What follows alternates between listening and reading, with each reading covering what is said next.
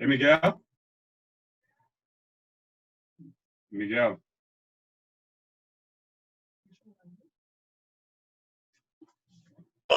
Yeah, Bruno, so talk to me. Tell me something. I have the PowerPoint presentation and I want to go through the nuggets. Is it possible to do both of those at the same time? No, you only can share one at the same time, one at a time. Now, everybody should have gotten the nuggets, right? Yeah, I forward everything to everybody. Okay, so it's okay then that I would just use the PowerPoint then. Yeah, no, you use a PowerPoint, right? Now, when you want to switch to the nuggets, just stop sharing screen, and then start sharing screen again, and then select the nuggets. You understand? So I would stop sharing, press the stop sharing screen, and go to the Word document instead? Yeah, and then go back to start sharing screen, and then click on the nuggets. Okay. That's how we're gonna do it. Okay. After this one, I can be expert now. Yeah, man, no problem. Yeah, you will. But I don't see nobody signing in. I mean, almost 4 minutes too.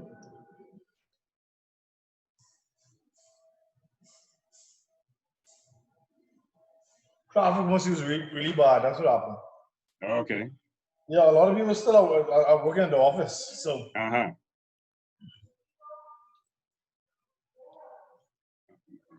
lot of people are still working in the office.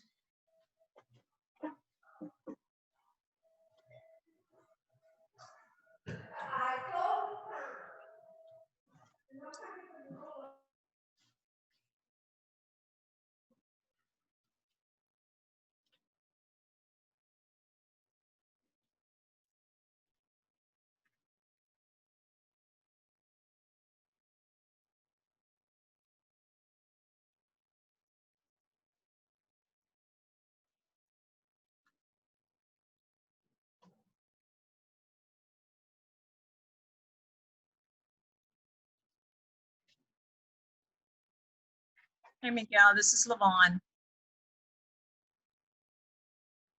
Hey, LeBron, what you saying? Everything okay? All right, I can come off my picture now. All right? You can turn on your picture, right? Yeah, you can turn on your picture. Huh? You can turn on your picture. I could what? Turn on your picture. No, man, I went to, all right, so you could see it's me. Hi. Hello. This is me. Bye. I'm teasing you, man. I'm teasing you.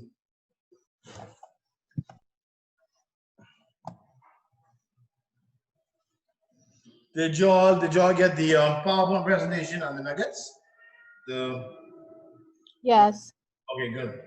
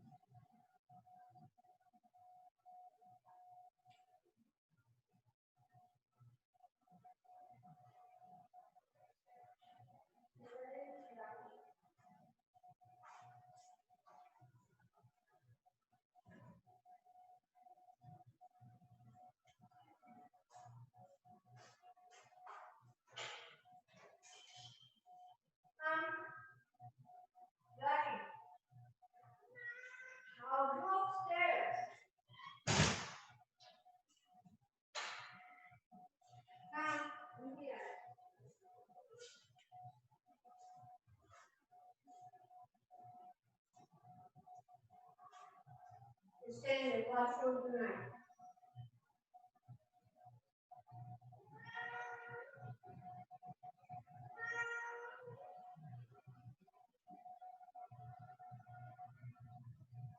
And you said, I'm assistant Mr. Finger about cherries.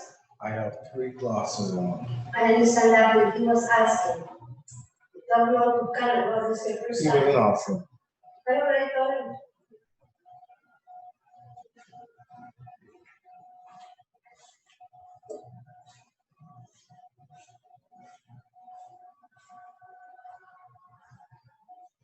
Good evening, everyone.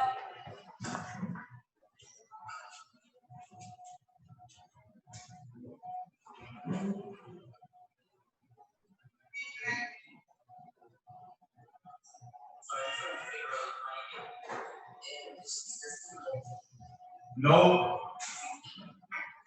No, you are crystal clear. Marsha, you are crystal clear.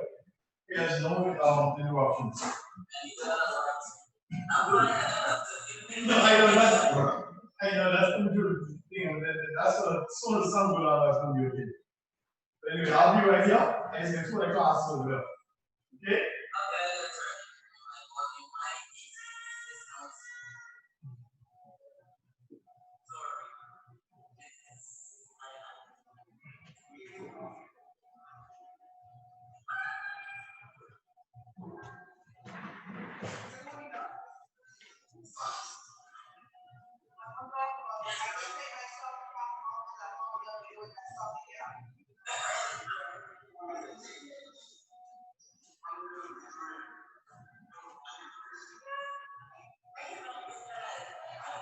I didn't understand. I was one of those persons who was a head person.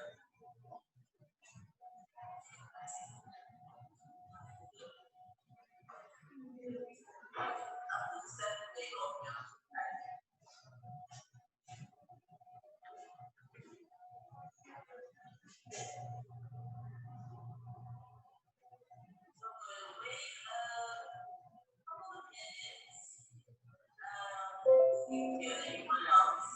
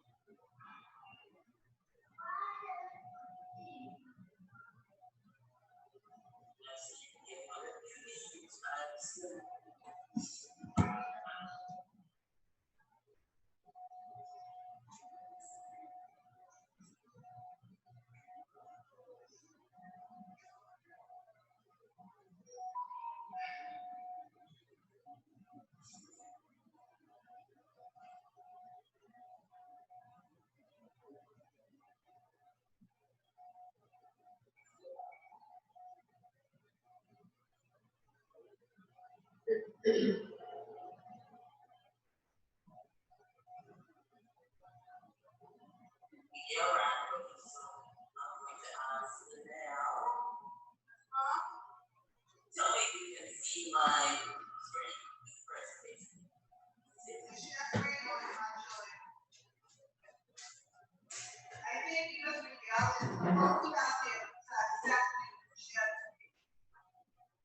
Yeah, Miguel. I was right.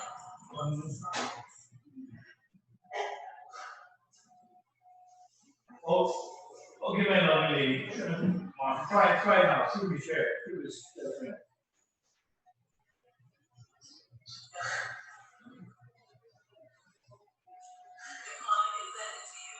No, you can share. You can be able to share. You want to share a screen?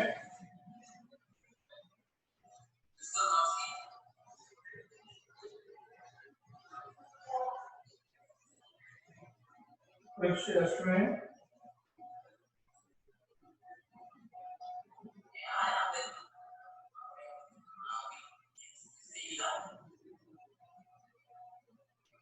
Yeah. There we go. Lovely.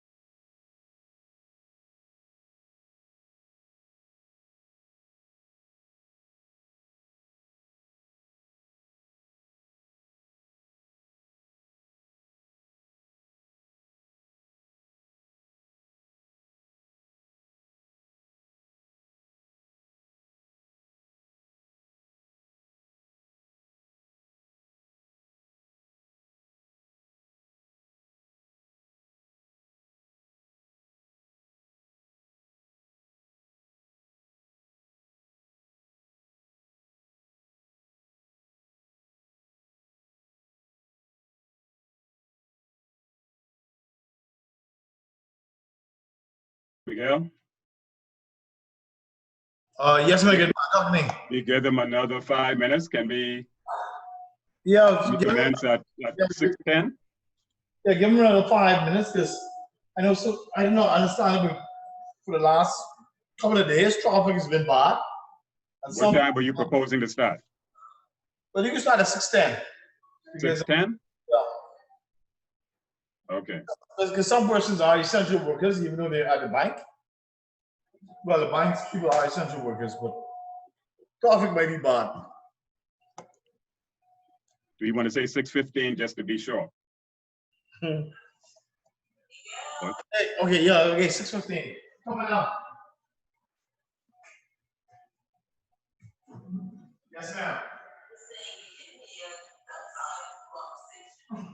Okay, no problem. Sorry.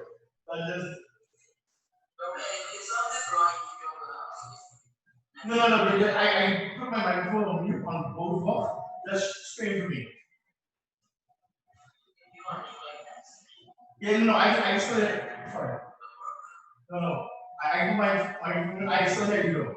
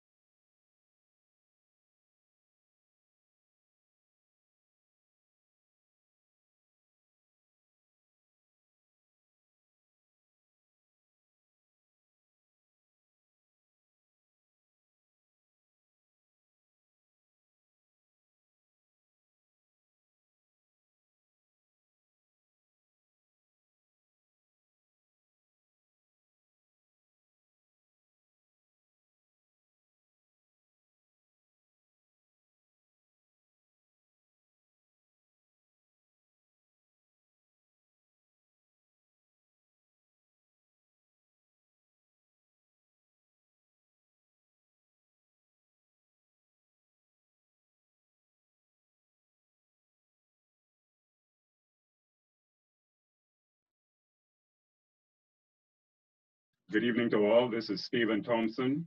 We propose to start in another 5 minutes. We'll commence at 6:15. Sorry for any inconvenience. We are giving a few more persons an opportunity to join us. So we'll begin at 6:15.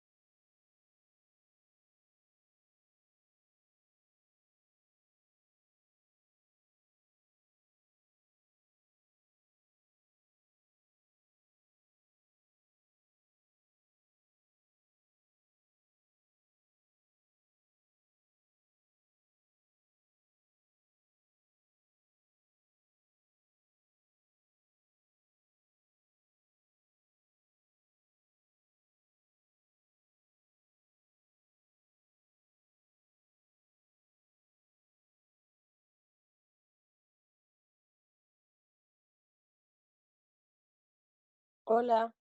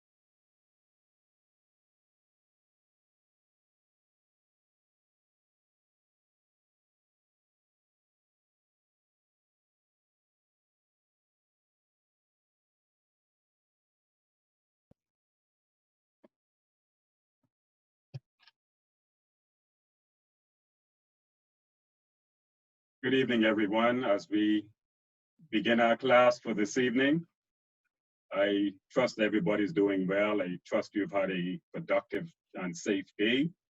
We welcome you to this International Anti-Money Laundering Diploma Program.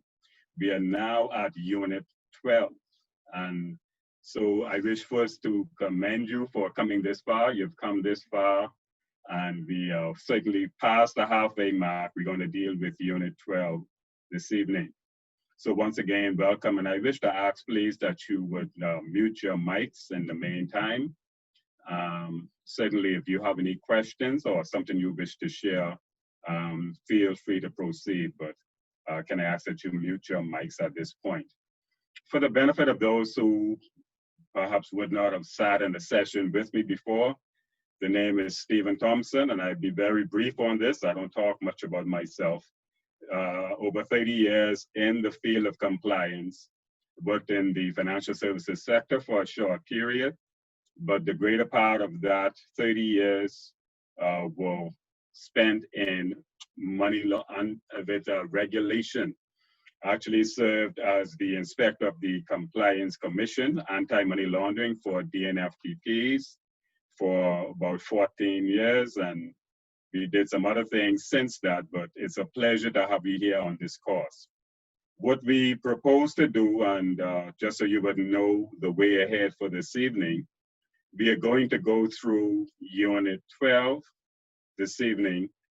What I propose to do is on next week, Thursday, we will spend about an hour or so on Unit 13. Unit 13 is very short, so that should not take us very long.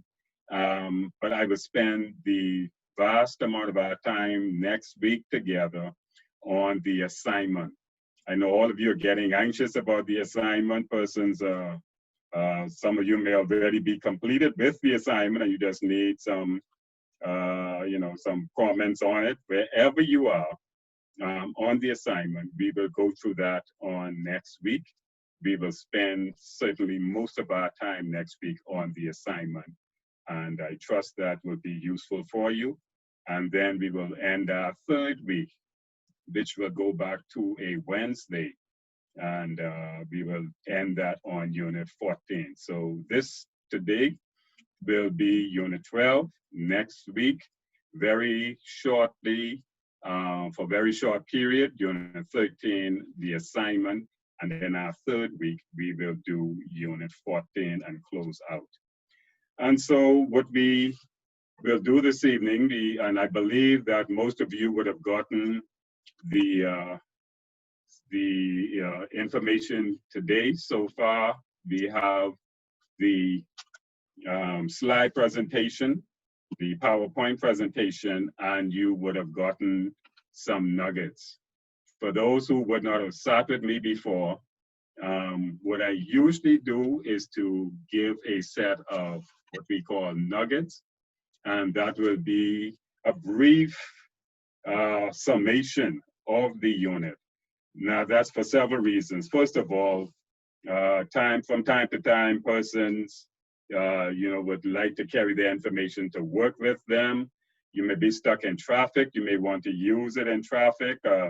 And so I basically summarize the information on the unit and give it to you in what I call unit nuggets. And so you will have a set of nuggets for units 12, 13, and 14.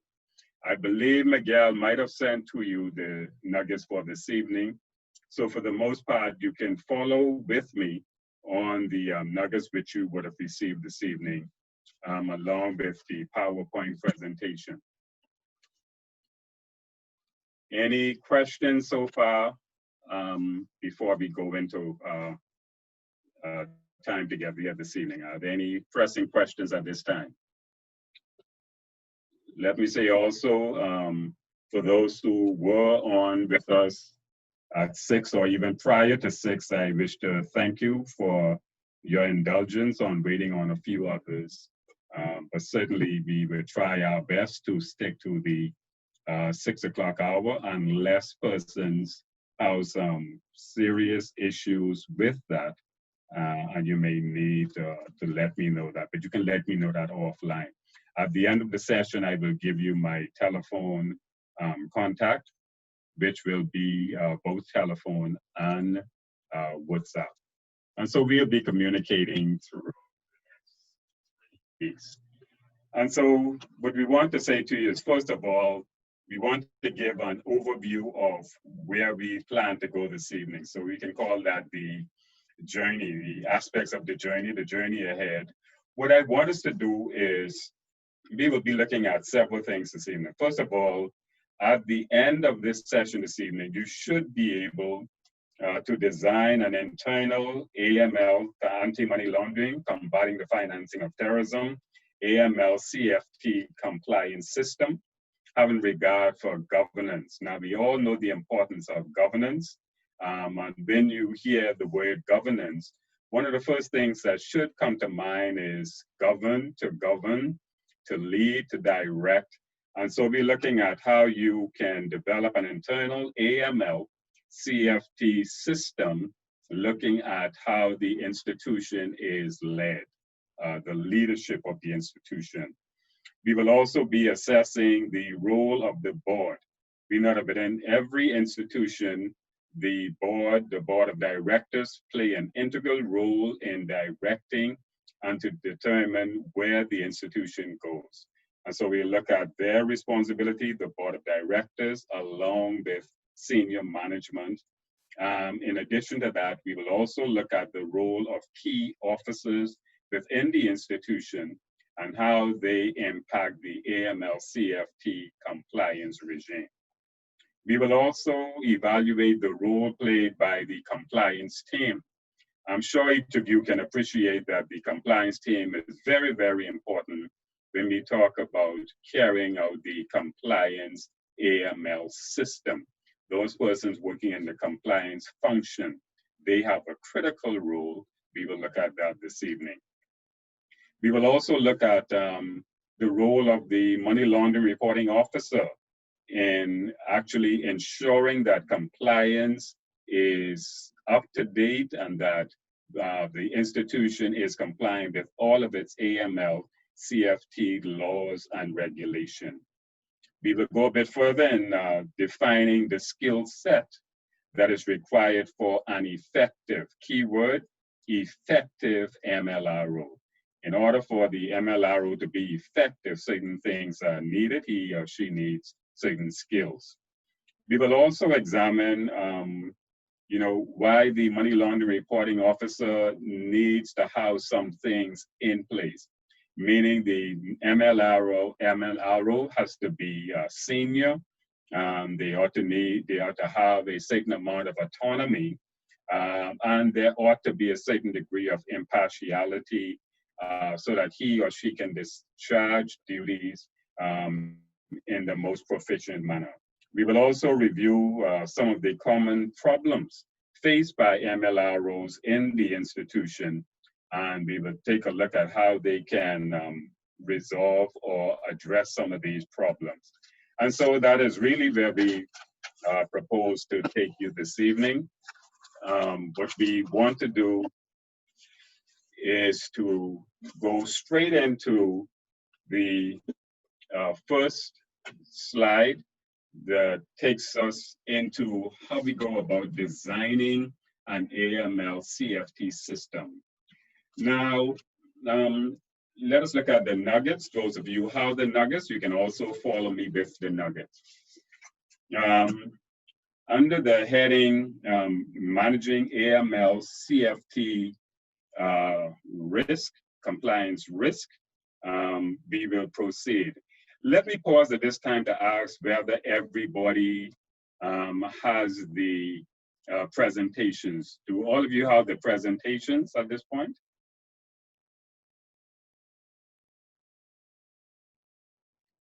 Yes, I do. Okay, can you see the PowerPoint presentation that I have up on the screen now? Yes. Okay, all right, thank you very Yes. much. Just want to make sure that we are proceeding in the right manner. We don't want anybody to be left behind.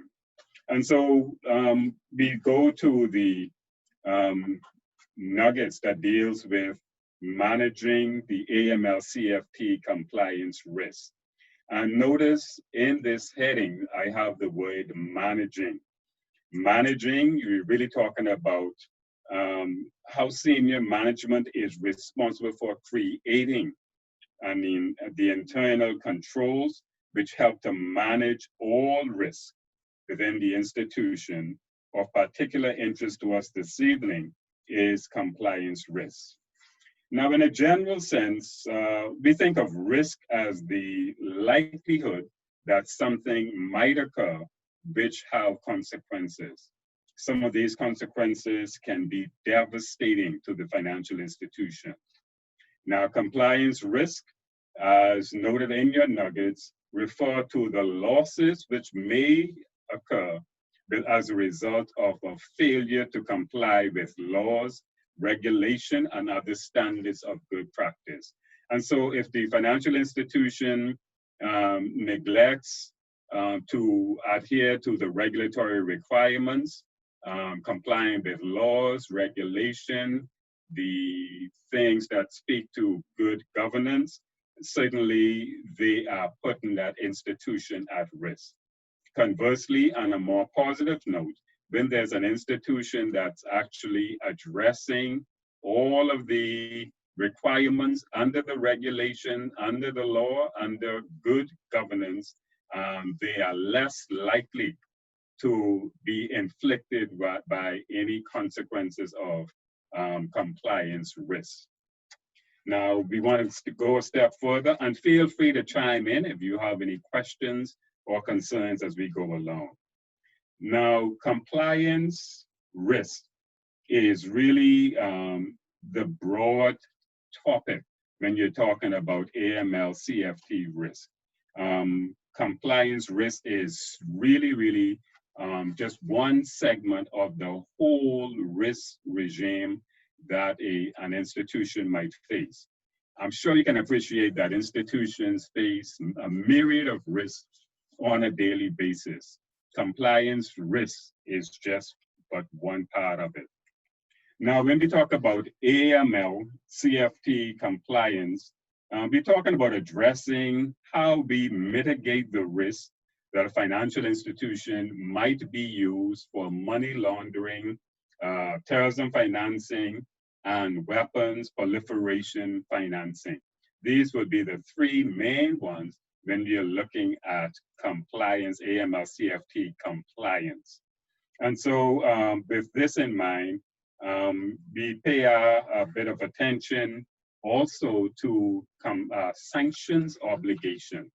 I'm sure you would appreciate that all financial institutions, in addition to looking at money laundering, terrorism financing, attention also needs to be paid to sanctions listing. Now, we know that from time to time, individuals are placed on sanctions lists. Financial institutions can be placed on sanctions lists. In fact, you can have jurisdictions on sanctions lists. And so the institutions have an obligation to ensure that they are remaining up to date with all information with respect to sanctions listing. Now, financial institutions have many and varied stakeholders, and the governance system within the institution must protect the interests of all stakeholders. You have your employees, you have shareholders, you have producers providing other services. All of these persons have a stake in the institution, and so the governance system really protects the interests of all stakeholders of the institution. It is very important that the internal compliance system that an institution is using is tailored to the institution. So often you will have financial institutions which may just go and purchase something off the shelf, some good compliance system off the shelf, which may not be relevant to the institution.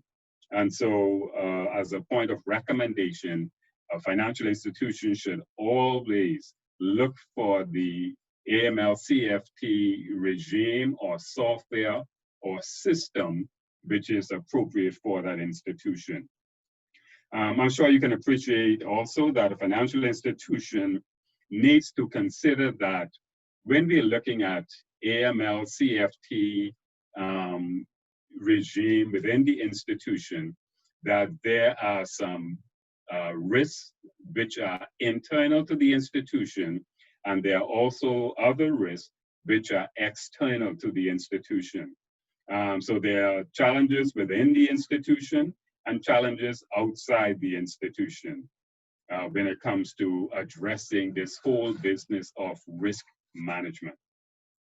Now, you would see in your nuggets and certainly in your material that the Basel Committee on Banking Supervision provided some useful guidance in January 2014.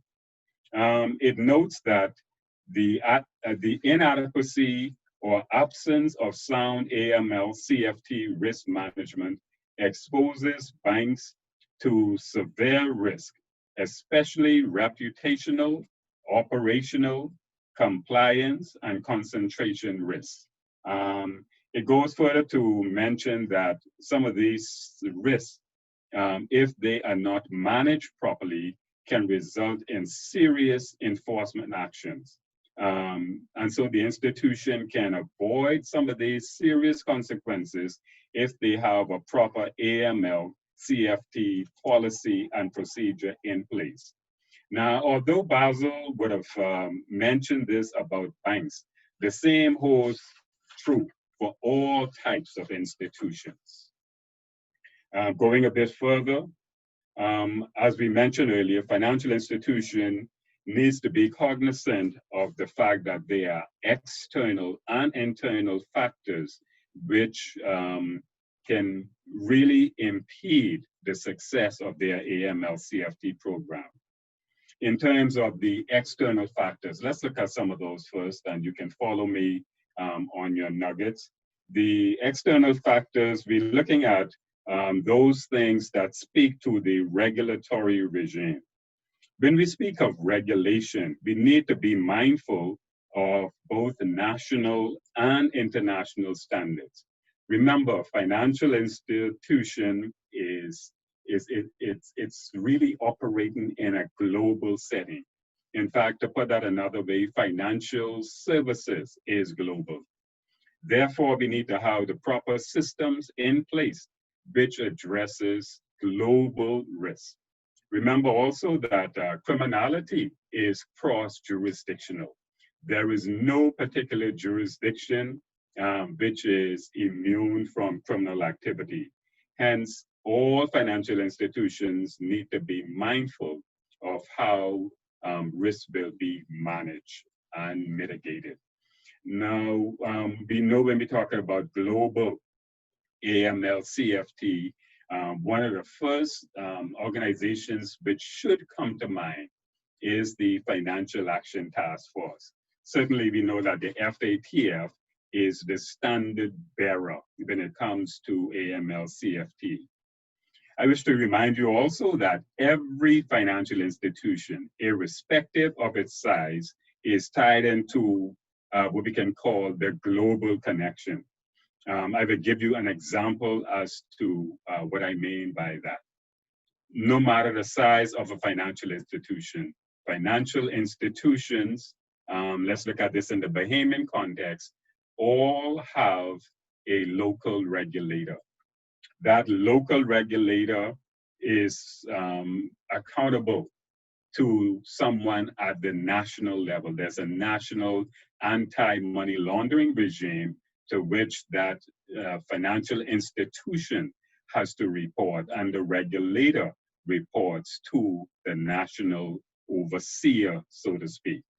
Now, as a jurisdiction, the Bahamas is a part of the Caribbean Financial Action Task Force. Therefore, we have some obligation to that body. There are many other financial services regulatory bodies, which we call FSRBs, FATF-style regulatory bodies, which countries are a part of and quote unquote answerable to those bodies. We know that the Bahamas, as a member of the CFATF in hand is answerable to the FATF. Therefore, we have the institution reporting to a local regulator, that regulator reporting to the national overseer reporting to the CFATF reporting to the FATF. That is what I mean when I say every financial institution, it's tied into what you can call the global connection. And so, you know, there are so many external factors which determine whether or not a financial institution is meeting its obligation. We know also that that is a moving target. How many times have you heard it said that the FATF, I mean, the standards are constantly under review. There have been revisions over time. It's almost as though every time you would have met all the requirements, somebody goes ahead and change the goalposts. And so you almost have to start all over again. And so that is the external factors. We move next to some of the internal factors, which we may want to call the enemy within. Now, every financial institution has internal factors which really can determine the success of its AML CFT program. I will pause at this time and ask whether anyone has any questions or concerns, burning questions or concerns at this point.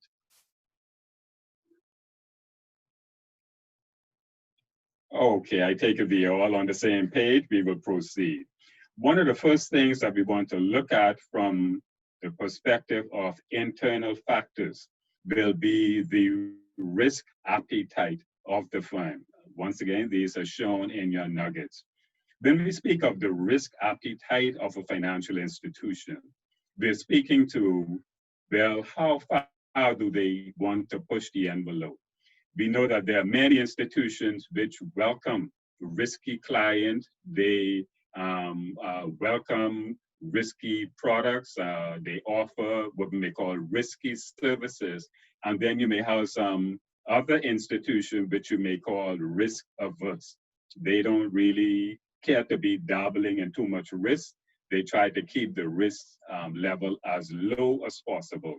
And so what an institution determines will be is risk appetite will determine to a large extent whether or not they have a strong AML program or if they have some challenges along the way. So that's risk appetite. How willing is the institution to embrace money laundering, terrorism financing, or let us say financial crimes risk in general? The next internal factor we want to look at will be the nature of the business. Now, institutions, if we talk about the nature of the business, the type business that the institution is involved in terms of what is its product line, service line, all those things determine how successful an institution would be, the nature of the business. Whether it's small, large, medium size, all of that will determine how successful the institution will be. Another internal factor will be the diversity of the operation. Is the institution just involved in one product line, or does it have several products that it's working with? Does it provide a myriad of services, or is just confined to just one or two services? All of these things determine how well the institution will thrive. And then there's geographical location.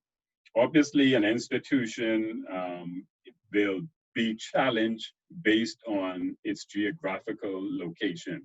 We have some locations, and I will use the local context in the Bahamas. There may be some islands which may be easier to operate in than other islands.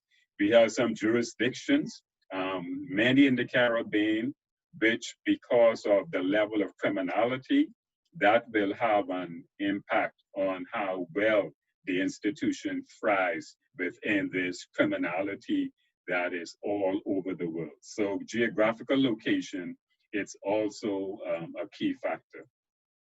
And then the complexity of the business, whether the business is multinational or the business is just, a small mom and pop type operation, whether or not you have a physical presence and just operating out of your home, all of these things, how complex the institution is, will also determine the level and how you manage the risk.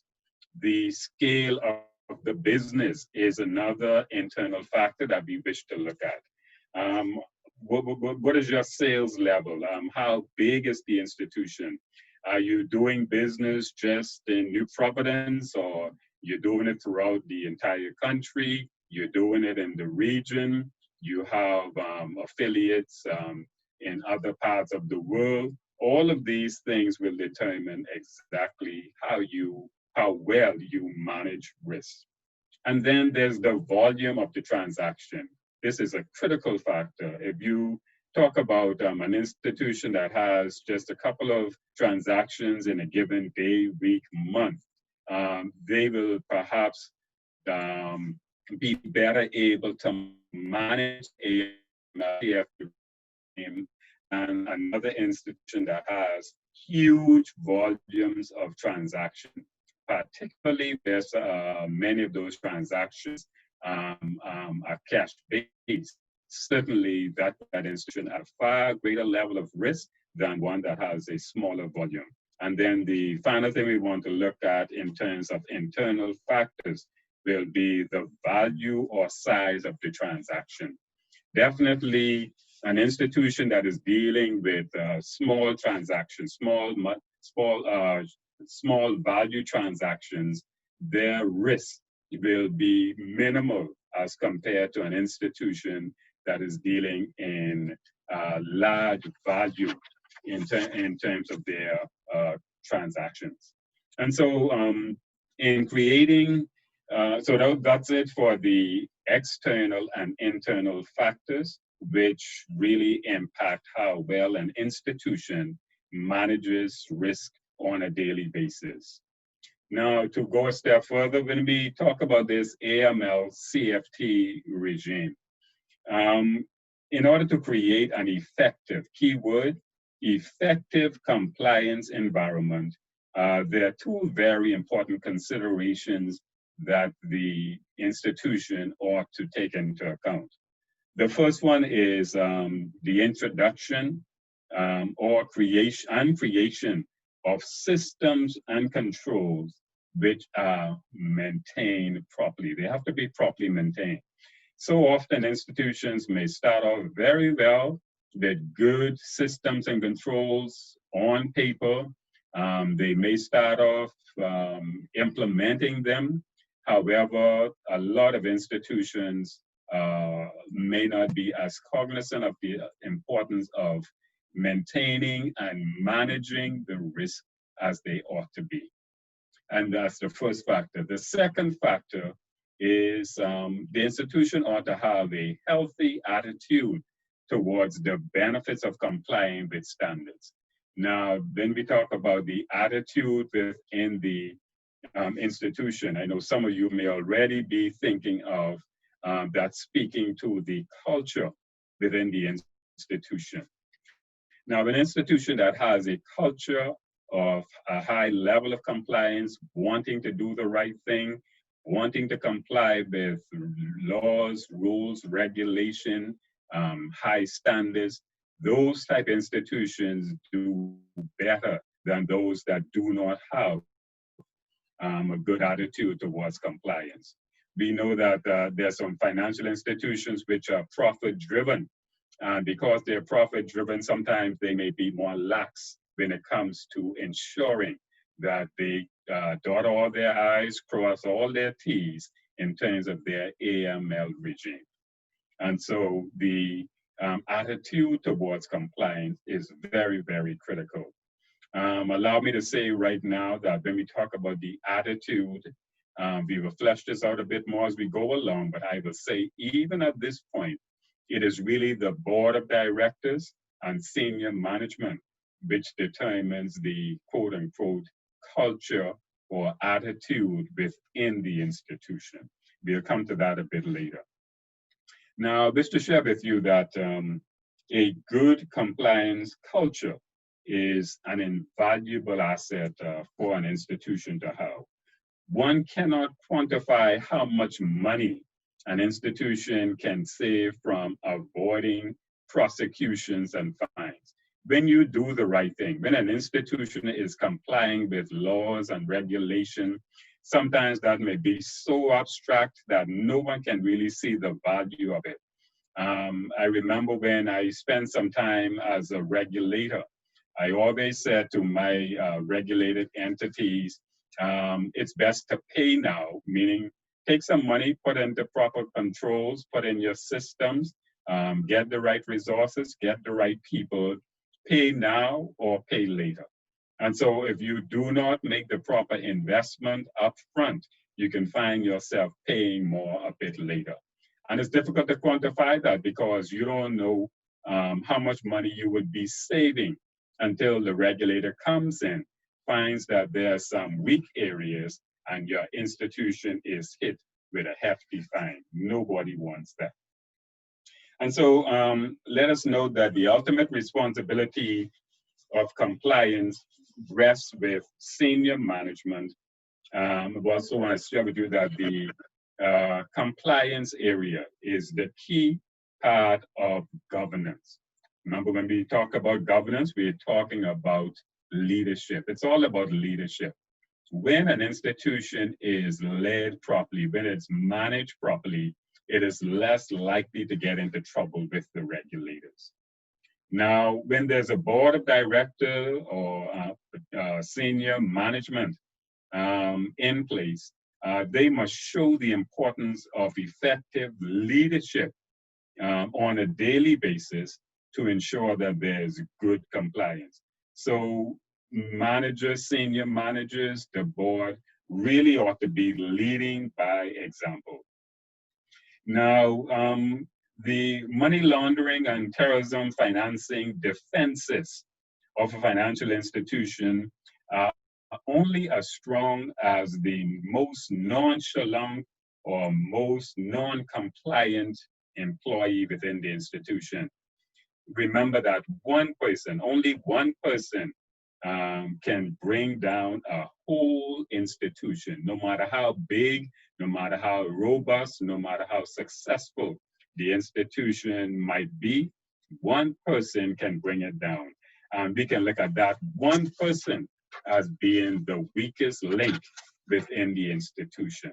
And so it behooves the institution to ensure that everybody is on board with the AML CFT regime. Everybody has a role to play. We'll talk about that a bit more as we go along. Are there any questions or concerns at this point?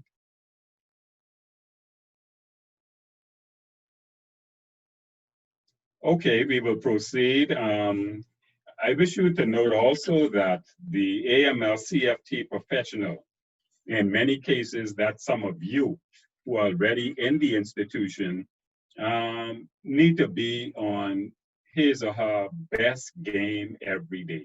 Remember now, criminals don't take breaks. And so the AML CFT professional must keep up to date on what's going on. As an aside, let me say this also. It's very important. I don't know how many of you, but how the opportunity or would make the opportunity available to you to look at some typologies within financial services.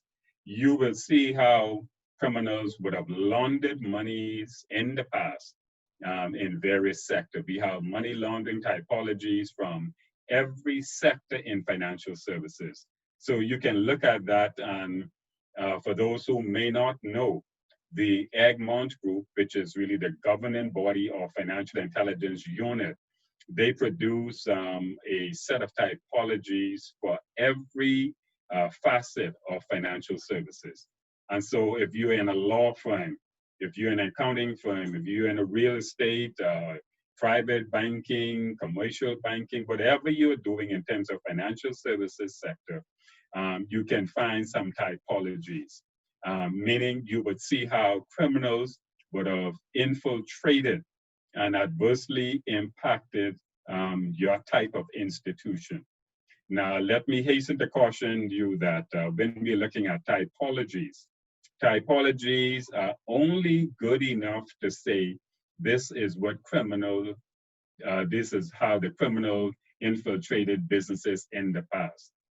Remember now, the same information that you are looking at, the criminals are also looking at the very same thing. So it just gives you more or less a barometer as to what criminals have used as their tools in the past. We know too that criminals take the anti-money laundering courses. Criminals are up to date with the entire anti-money laundering CFT regime.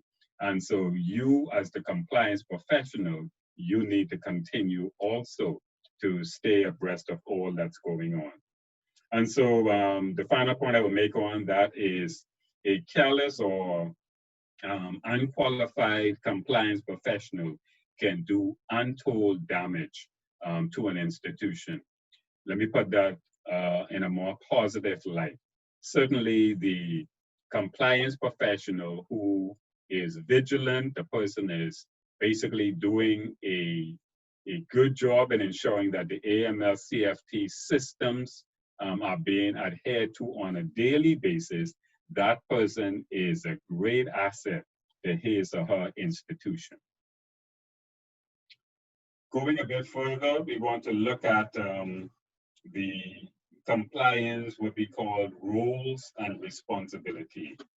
Now, any financial institution which wants to have an effective, keyword again, effective AML CFT compliance program needs to ensure that there are clearly defined roles and responsibilities. Notice I said clearly defined. These ought to be written and they ought to be accessible to everybody within the institution. You in the institution, me, everybody ought to know who is responsible for what. We also need to know that everybody is accountable to someone. What do I mean by that? Everybody, irrespective of your position within the institution, you are accountable to somebody. The frontline staff, the AML, the MLRO, the compliance personnel, whether you're in legal, HR, wherever you are in the institution, you bear some responsibility for the AML CFT program, and where there's slippage, somebody ought to be held accountable, and that ought to be known by all. And so, in short, let me put that another way, roles and responsibilities are very, very important within an institution to know who is responsible for what, and to ensure that everybody has a level of accountability. Once again, the primary accountability or responsibility for having an effective compliance regime rests with senior management and the board. They are the ones responsible for the AML CFT program. However, I'm sure we can appreciate that in reality, those responsibilities are delegated to department heads on a daily basis. Because oftentimes, particularly with the board usually would not be in place, would not be in the institution on a daily basis. At times, senior management may also be not as close to the actual daily functioning of the institution as they ought to be. But you will definitely have various department heads, all of whom assume responsibility to a large extent for what happens on the daily basis. Nevertheless, the overriding point is senior management and the board. They are ultimately responsible for the compliance program. Now, so often, and this is a big myth which we need to dispel. So often people will have the view that they are compliance. As soon as they hear compliance, they think, oh, that's those people in compliance, or that's the compliance department. No, everybody within the financial institution has some level of responsibility for the AML CFT regime. So from the top, the board sets the tone for the compliance program. In fact, you would see on your nuggets that I have a couple of things which I shared with you, 3 key responsibilities, 3 key things that we ought to note about the board when it comes to its leadership role. The board is responsible for setting the strategies for the institution. They determine the strategic direction for the institution. The next thing that the board is responsible for is providing strong leadership. You need a board in place. You need senior management in place, which is able to lead the institution in the right direction. We also have a point where the board and the board is responsible for supervising the management of the institution. Are we on the right course? Are we sticking with the strategies? Are we keeping in tune with regulatory responsibility? The board has the awesome responsibility for keeping the ship afloat. Failure to do so can land the institution in serious trouble. Now, good AML, keyword, good AML CFT compliance is also tied to good corporate governance. Now, we know that when we talk about corporate governance, we're speaking to how the institution is led. How does it address matters relative to its specific stakeholders? Is the institution in tune with the needs of its shareholders, the needs of the regulator, the needs of law enforcement authorities, the needs of its employees, the needs of all of its stakeholders? All of that is important, so that come under the heading of corporate governance. If there is no corporate governance in place, there is not likely to be any good AML-CFT compliance. Now, when we talk about roles and responsibilities, we also want to remind you that roles and responsibilities ought to be embedded in somebody's job description. Now, this is another thing that the regulators look for. I know for a fact that when regulators go into the institution, all of those matters which speak to complying with the laws and regulations and good standards, they want to see that somebody is responsible for ensuring that all of those tasks are carried out. And so the only way we can be sure that that would happen is to have it in somebody's job description. Somebody once said, if nobody is being held accountable for it, it is not likely to get done. In fact, to put that another way, people are more likely to do things when they know that they are being held accountable for it by way of a job description. We know that job descriptions are also an interesting tool when it comes to assessing what is going on with each employee. What's going on with the employee in terms of whether or not the person is doing what he or she ought to be doing, whether or not the person is meeting his or her standard on a daily basis.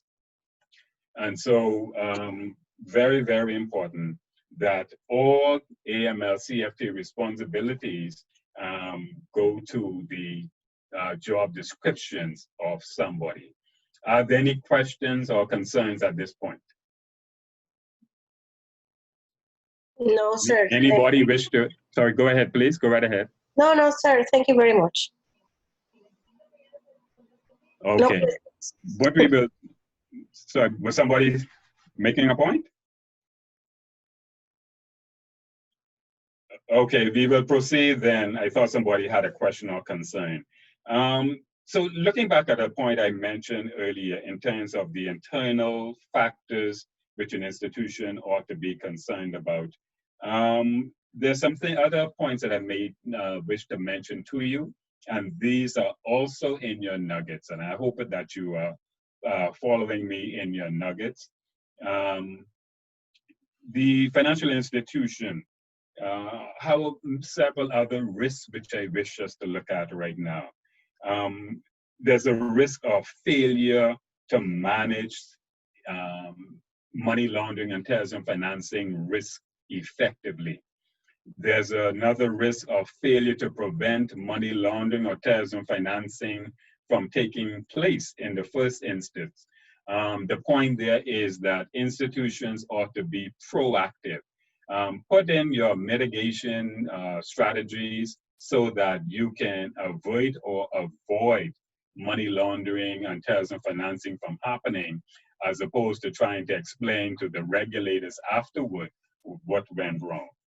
Another risk that institutions face on a daily basis is the failure to comply with regulations or other legal obligations. So when the institution is not doing what the regulator requires of it, that can land them in serious trouble. Another risk is failure to prevent breaches of financial sanctions. Remember, I said earlier that sanctions lists are issued on an ongoing basis. How will you know whether or not one of your quote-unquote good customers might not have been put on that list last week or last month? You would only know that, firstly, if you would have obtained the list and you would be scrutinizing the list on an ongoing basis. And so when there's a failure to monitor the financial sanctions listing, that can cause some trouble for the institution. Further, the financial institution runs the risk of failure to keep abreast of external factors which can affect the business. We know that financial institution is very, very, it's something that changes on a daily basis. And so you need to make sure that money laundering and terrorism financing risk are being managed effectively. I will give you a case in point, a real example that comes to mind right now. When we would have had Hurricane Dorian in September of last year, we know that quite a few persons who resided primarily in Abaco and Grand Bahama, these persons who may have even been or may still be customers of your institution, many of these persons reported that they have lost all of their personal documentation, all of their passports, driver's license. Many persons reported that all of their personal documents were lost or destroyed in that hurricane, which means that obviously that poses a risk write-off, which means that we had some persons who were doing business, transacting business with institutions, while at the same time requiring government agencies to replace a passport, or the National Insurance Board to replace a National Insurance card. All of these things pose risk. Right now, with this dreaded COVID-19, we know that we have a situation where a lot of persons are transacting business right now who on a daily basis may not be able to present themselves in person or present themselves to the institution in person. They're not able to provide the documentation to the institution. So we have a lot of non-face-to-face transaction.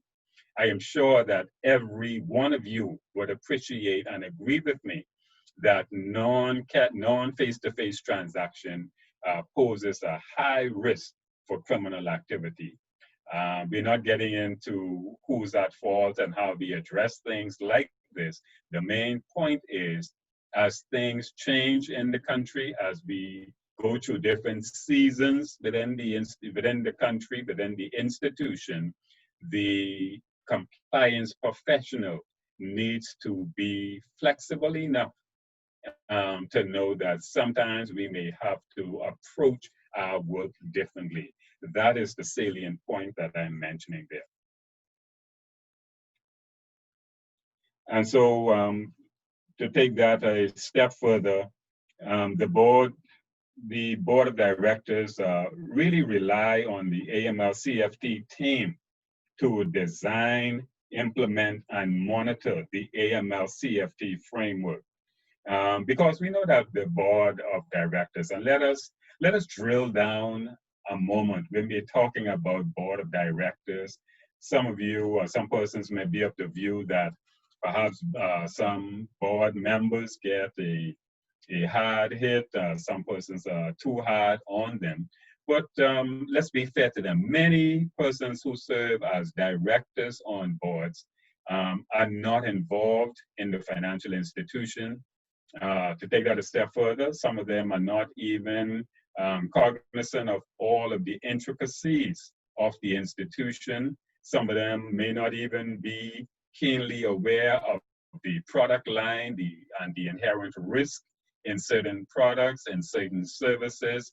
And so let us be fair to the board again. Sometimes the board may have the best intention, but they do not know what they need to do on a daily basis, how to go about effecting good AML-CFT on a daily basis.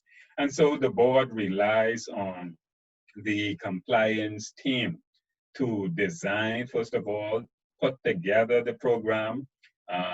The board and senior management would expect that the compliance team would help them implement it, actually put it into effect, and then to monitor it. Certainly we know that the board board members may not have the wherewithal to monitor the AML-CFT program on an ongoing basis. Therefore, they rely on persons within the institution particularly people within the compliance function. Notice I said compliance function, not compliance department, compliance function, which suggests everybody to assist in carrying out the AML-CFT regime. And so the board really is charged with what you may call looking at the bigger picture. They're looking at things more holistically. Is the institution going in the right direction? But certainly they would need help of persons who are working, quote unquote, on the ground on a daily basis. Now, once again, it is not likely that you may even have some senior management personnel who may not be as attuned to the AML-CFT requirements of the institutions as they ought to be. However, let me stress this point. Somebody at the senior management level must be held accountable on a daily basis as to what happens with the institution in terms of its AML-CFT program. The board will need to know on a daily basis whether or not targets are being met, whether or not any adjustments need to be made, whether or not the compliance program is as robust as it needs to be. And so basically, that will be the perspective of the board and senior management. To go further, the AML-CFT policies and procedures should be in a document. It should be in document form, and it should be signed off by somebody in senior management, meaning somebody in senior management ought to be held accountable for the program. Now, the board has to monitor the effectiveness of the risk management controls and to ensure that where there are any deficiencies that they are noted and addressed. However, the board might not know that. They may not even know that there are deficiencies unless it is brought to their attention. And so we need to make sure that the board and senior management is fully aware of what's happening on the ground. Let's take another example. We know that we're in a different climate altogether, different season, you may want to call it altogether. Those who are working, let's say in commercial banking, persons are presenting themselves on a daily basis with masks on their faces. A lot of persons, their proper features are distorted. Now, how do we balance that with the fact that the government is saying to all of us, every time you come out in public, you ought to have on masks, you ought to wear masks. But these same persons go into the financial institution to transact business with their masks on. How far do we go in terms of determining whether or not that is the true identity of the person that we are transacting business with? This is another risk. I'm talking about risk. In fact, that's what this whole course is about, managing risk. When a person nowadays presents him or herself to a financial institution, particular attention needs to be paid to ensuring how do we minimize the risk that the person presenting him or herself is really a customer of the institution, or if it is a third party transacting business on behalf of somebody, are we satisfied that we know the true identity of the third party? So this is a difficult time for financial institutions. All it means, though, is that we need to be much more vigilant as we do our jobs on a daily basis. We know that failure to really be on board of and on top of your game on a daily basis can have dire consequences. Now, what are some of these consequences that I mentioned just now? you would see in your course material that some institutions have been levied some hefty fines over the years. We know that there is a story told in your material that speaks to HSBC being fined for a lack of money laundering controls to the tune of 1.9 billion, $1.9 billion. Now, certainly that can do something to your profit margin. HSBC fined for a lack of money laundering, proper anti-money laundering controls. There was a 300-page report on the money laundering conducted within that institution. It says to us that the main risk had to do with correspondent banking. I'm sure that all of you, certainly you would have come from units 1 up to now unit 12. You would know that certainly when you're talking about money laundering risk, correspondent banking is way up to the top of the charts when we are speaking about criminal activity and the propensity people have for criminal activity. It can more easily occur with correspondent banking as opposed to some of your commercial and other forms of financial services. It also, the same HSBC report spoke of the fact that this institution dealt with known customers, known high-risk customers. Not only did it deal with them, it actually regarded high-risk customers as being low risk. Now, you know they were looking for trouble. And so it also had a situation where $7 billion, $7 billion physical dollars was transported to HBUS. And so that was in 2007 and 8. So we're talking about an institution that really put itself in harm's way by not having AML CFT controls. Your material also speaks of Wachovia, now called Wells Fargo, which is noted at that point as the highest money laundering AML, money laundering terrorism financing fine up to that point. $110 million in one instance, $50 million in another instance. And so we are talking about institutions which are hard hit because they did not do the right thing. We see another example in your course material that speaks to Standard Bank, fined $7,640,000 for failure to conduct proper enhanced due diligence. We know that anytime we are talking about high-risk customers, we know that EDD, enhanced due diligence, ought to be put into effect.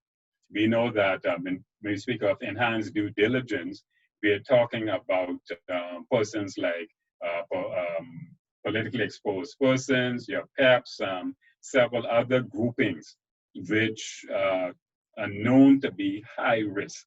And so this Standard Bank actually dealt with people who were supposed to be high risk, but they just treated them with the light brush, and they actually suffered for that. And so I wish to, in going forward, wish to say to you that the senior management cadre within the institution is responsible for the AML CFT program.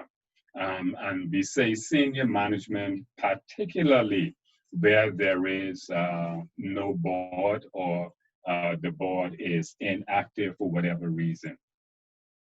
Now, to go a step further, of the many responsibilities of senior management, I wish to share with you 6 of them that are critical on a daily basis. And these are also in your nuggets and in your manual. Senior management has to buy into the AML CFT regime. They ought to sign off on it, not only sign off on paper. Senior management must be in tune and accept the responsibility for the AML CFT regime. Senior management also ought to be satisfied that the AML CFT regime is working properly, not just that it's on paper, but it's actually in effect on a daily basis. Going further, senior management ought to also provide strong leadership. Notice I said strong leadership and create the right culture. We spoke earlier about having the right culture within the institution. If persons on the front line, if persons at lower level form the view that senior management is not concerned about anti-money laundering or combating the financing of terrorism, they wouldn't be concerned either. And can you really blame them?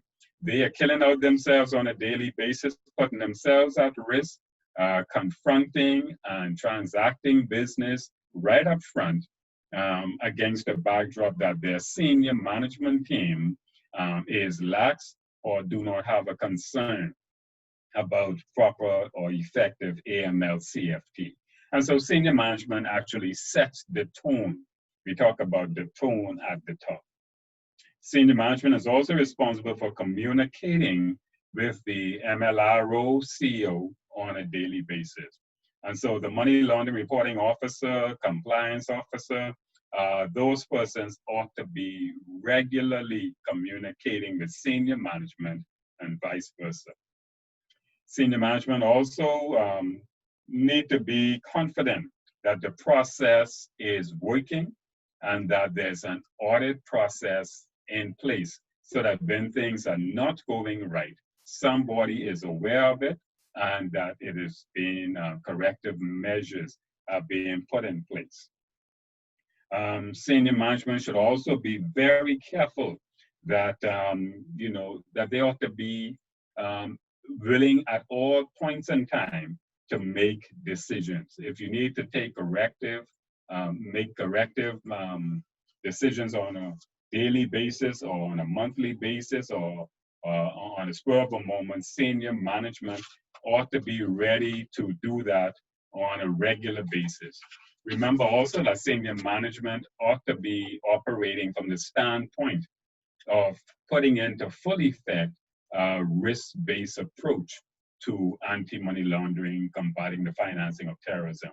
Now, we know that when we speak of a risk-based approach, we are saying that not all customers pose the same level of risk.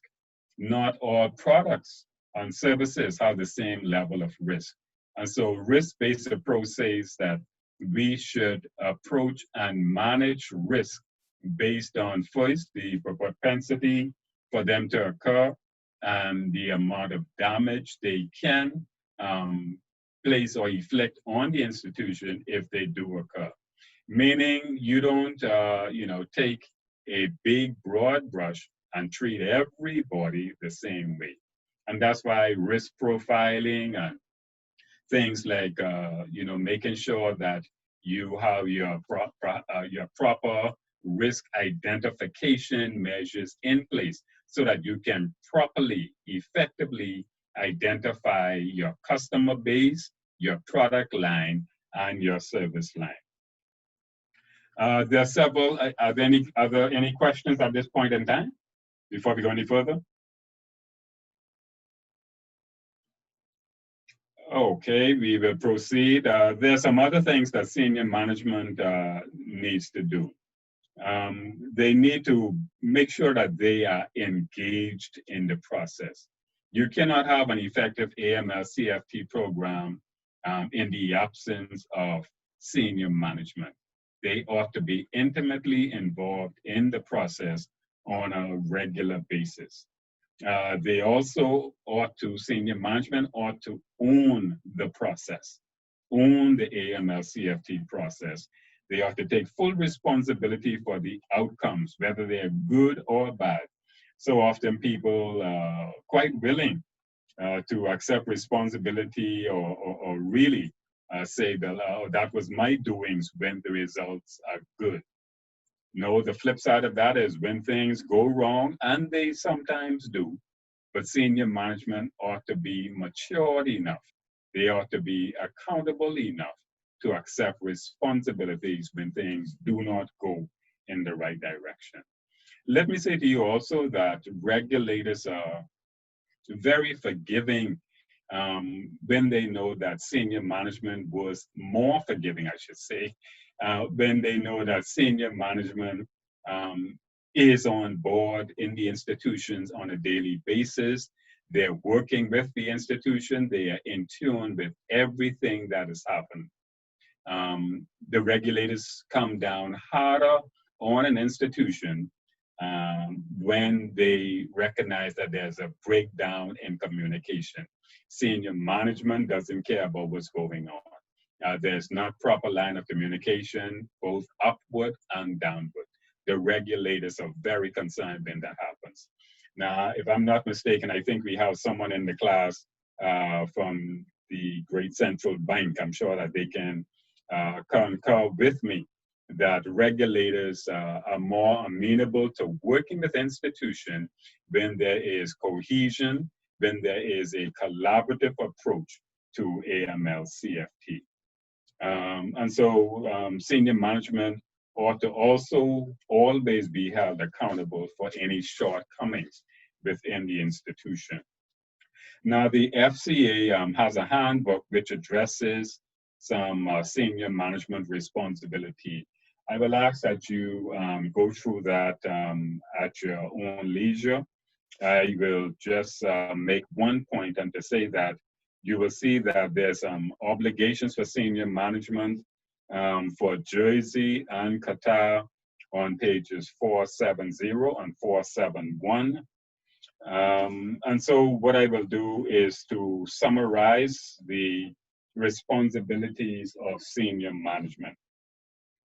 Senior management has ultimate responsibility for the AML-CFT system or program within the institution, ultimate responsibility.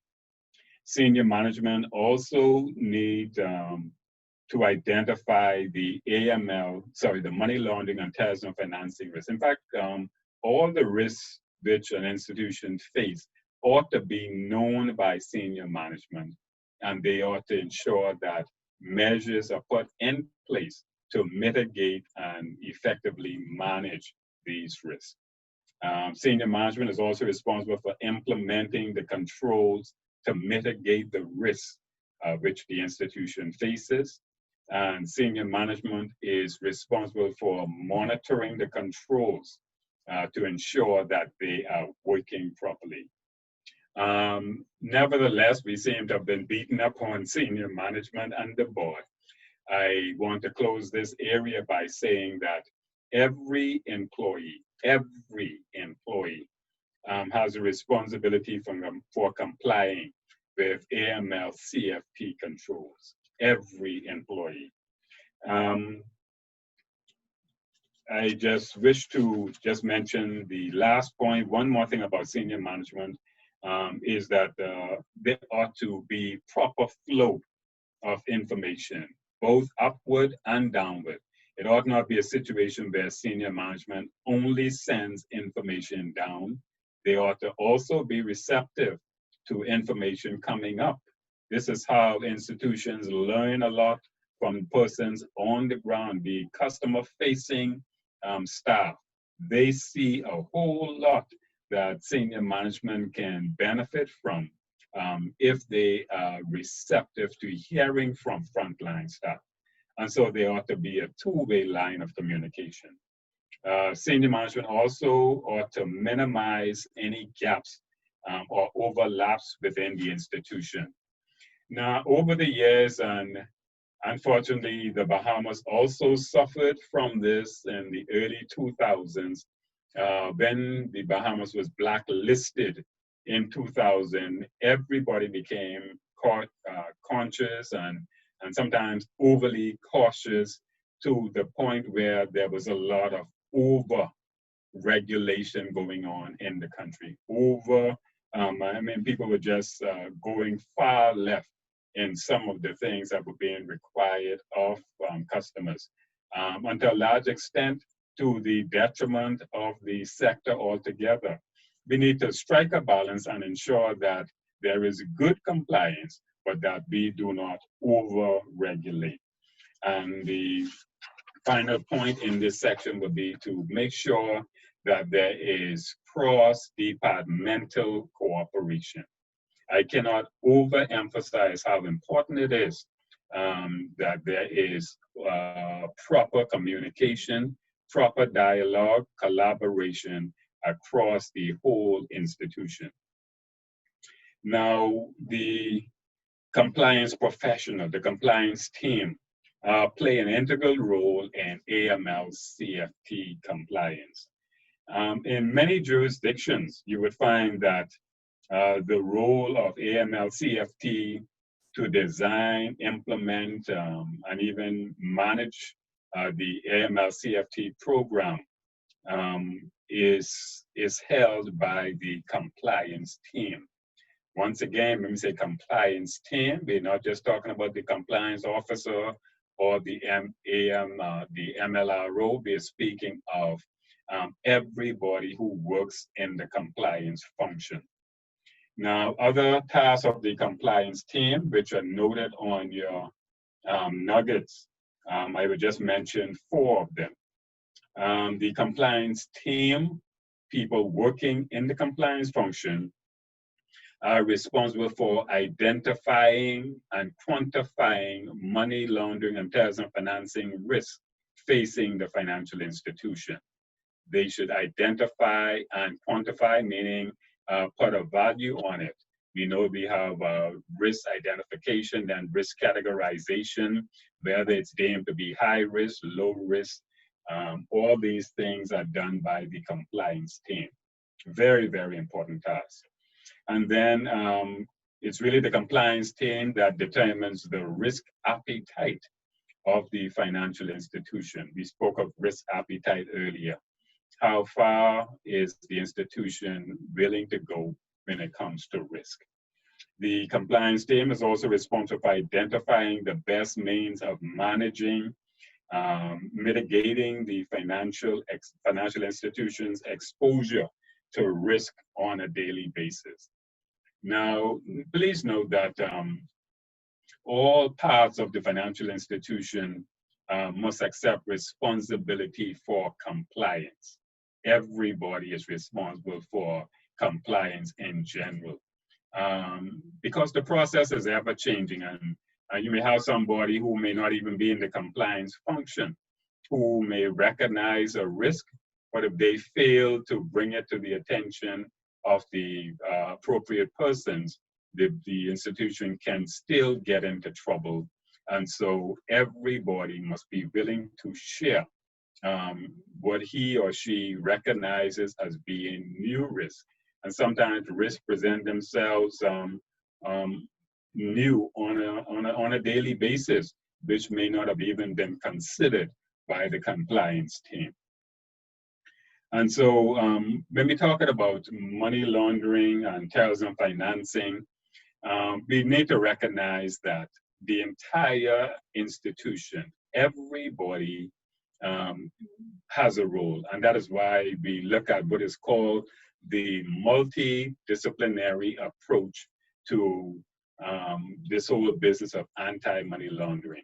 Because, you need a culture which is money laundering averse, meaning the institution needs to make up in its mind as a unit altogether that we will not tolerate criminal activity.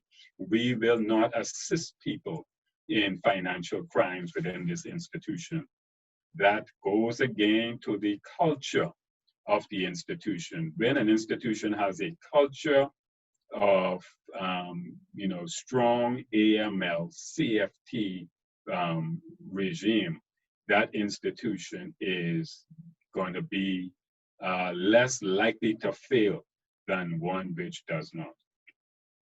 And so there are several other institutions, certain other areas within the financial institutions which play a critical role when it comes to this whole business of anti-money laundering and combating the financing of terrorism. Are there any questions before we look at some of these other areas? Any questions or concerns at this point? Yes, I have a question. Certainly, go ahead, please. Identify yourself, please. Lavon Taylor. Hi, Ms. Taylor. Go ahead, please. Okay. How do you balance? You have clients that have been with your institution for decades, and we've gone now into this new system where we're on guard in terms of AML.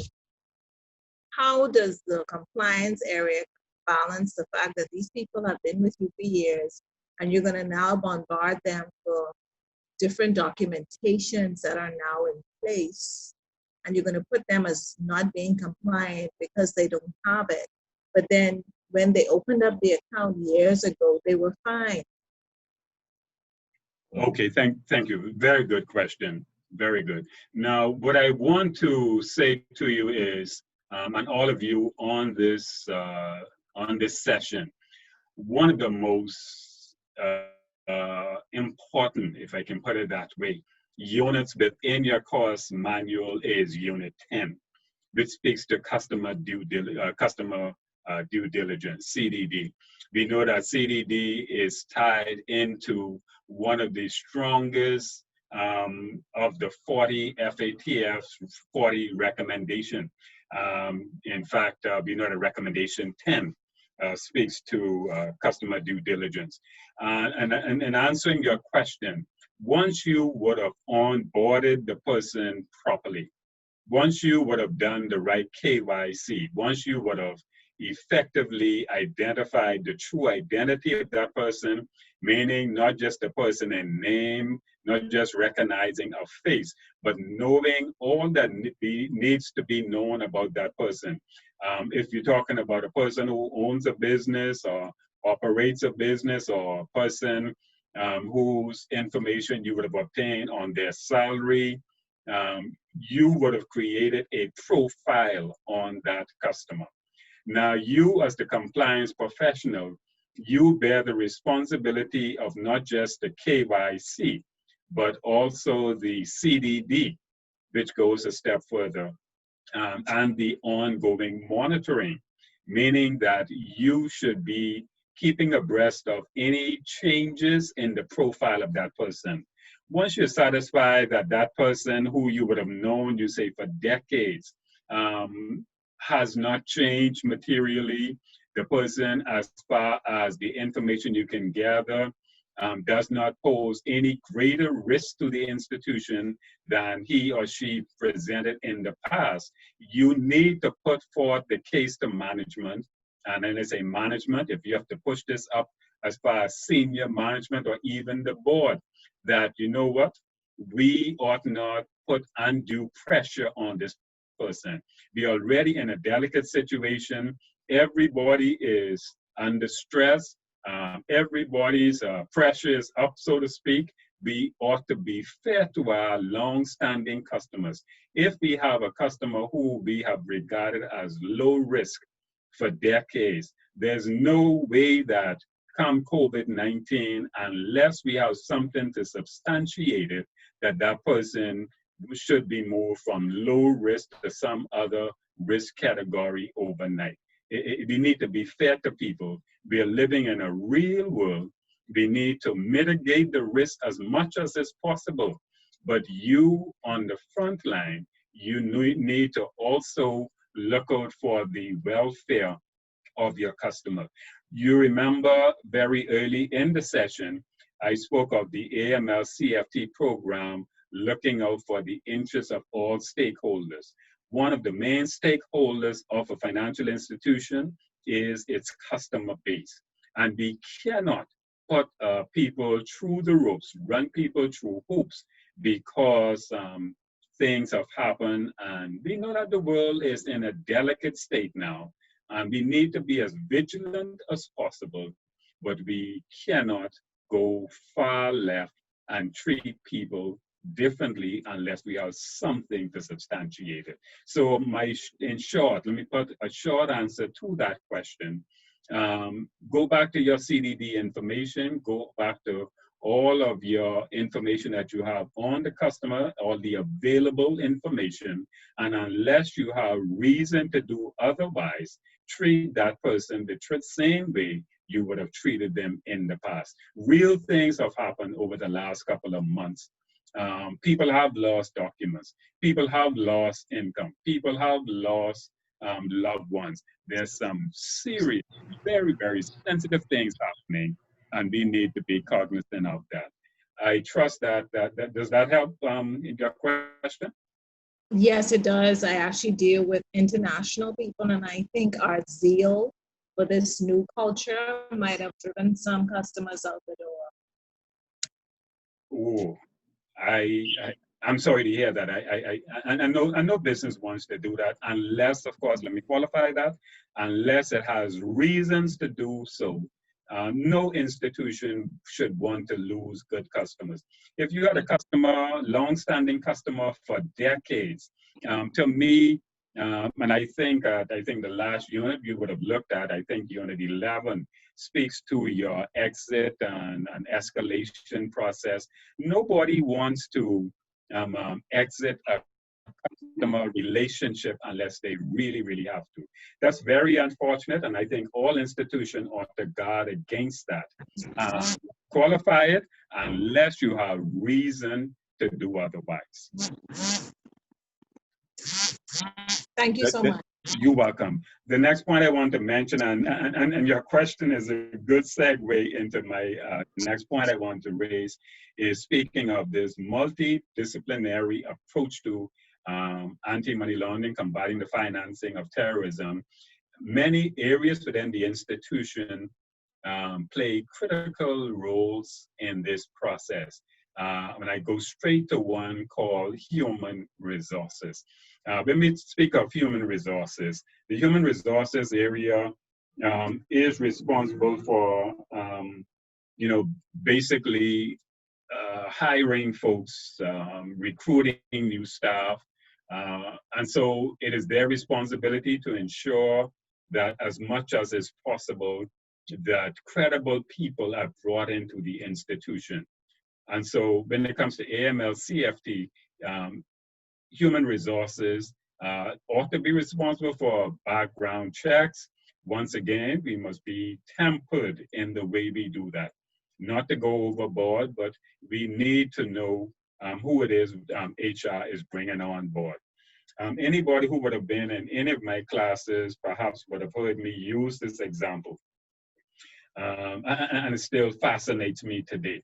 How is it that a person can be terminated from an institution on a Friday afternoon for misappropriating funds or doing something untoward, and by the next Tuesday, that person is working at an institution across the street from the previous institution? I mean, people. My point is, people just move in the local context from one institution to another. Don't get me wrong, people have a right to earn a living, but my point is, are we doing sufficient? Is HR doing sufficient when it comes to properly vetting prospective employees? Is HR doing sufficient when it comes to this whole business of KYE?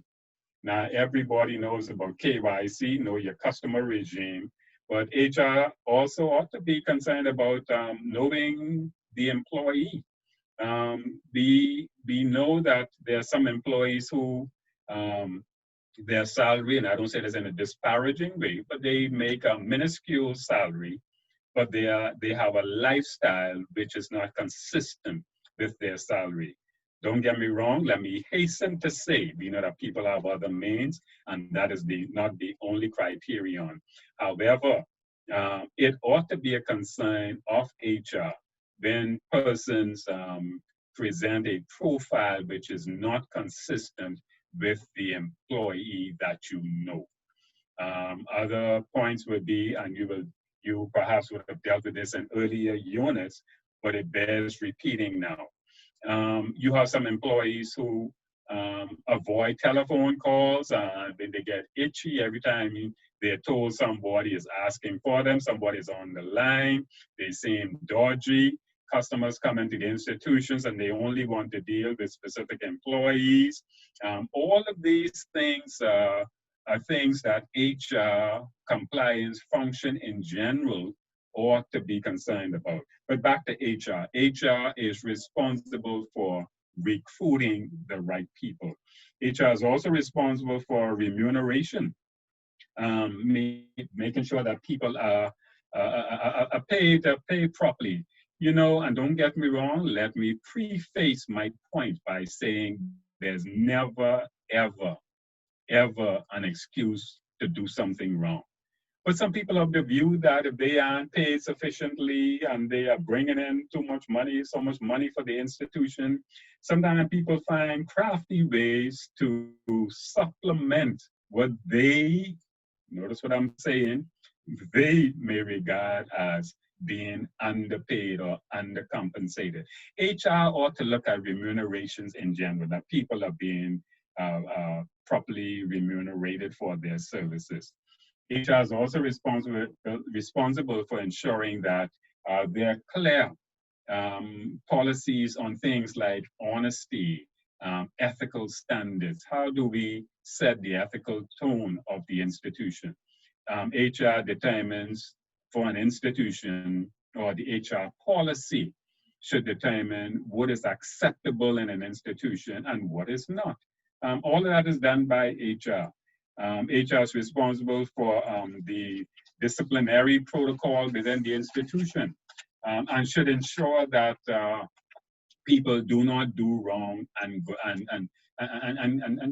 go unpunished. That's a responsibility for HR, but that is also tied into the compliance function, because people know that if people see that, okay, John or Sue did something untoward 2 months ago and nothing has happened, no one said anything to them, they're still coming on the job smiling every day, that can cause a problem for morale. It can cause a problem for continuing with a robust AML CFT regime. Any questions on HR? I mean, I'm only going to do a few of these areas. Certainly, we wouldn't go across the whole institution. Any questions at this point? Okay, we will proceed then with the compliance department. So certainly, we know that compliance is responsible for making sure that the financial institution complies with its regulatory obligation. In many institutions, the AML, so I keep saying AML, the MLRO may be a part of this area, or the person may not be in compliance, but in many institutions, the MLRO is a part of the compliance department. Hence, we will see that the compliance department is responsible for ensuring full compliance with all regulatory obligations. Then there's risk management. All of these are shown in your course material and in the nuggets I gave you. Risk management, this area is responsible for ensuring that adequate effort is made in the fight against financial crimes in general. Now, we know in some institutions, risk and compliance may be one and the same. They may all come under one umbrella. In some institutions, you have a risk area which is broken out from the compliance function. Another area that is critical is internal audit. This is very, very important as it helps the institution to understand how do we go about managing risk.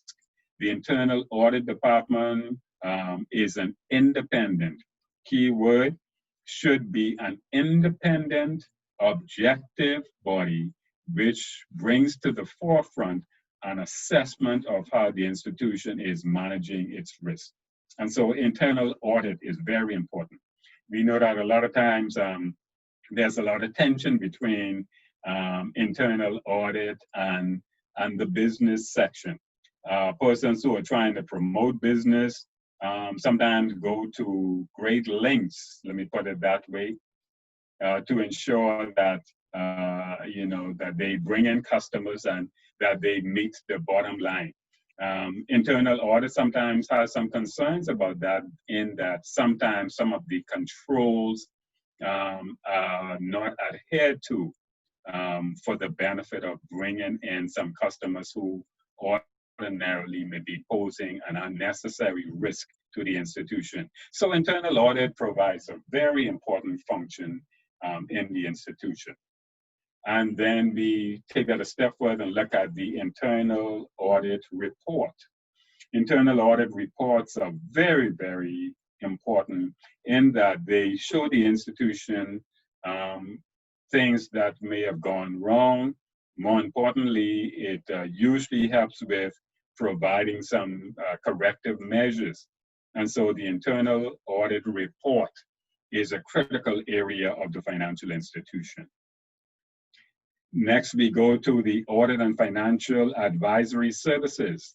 Now, we know that things go wrong in an institution, sometimes with the best effort of the most well-equipped MLRO or compliance officer or compliance team, things still go wrong. And when things go wrong, the institution needs to quickly seek corrective measures, whether you get assistance from the inside or you have to go external, is a decision that the institution needs to make.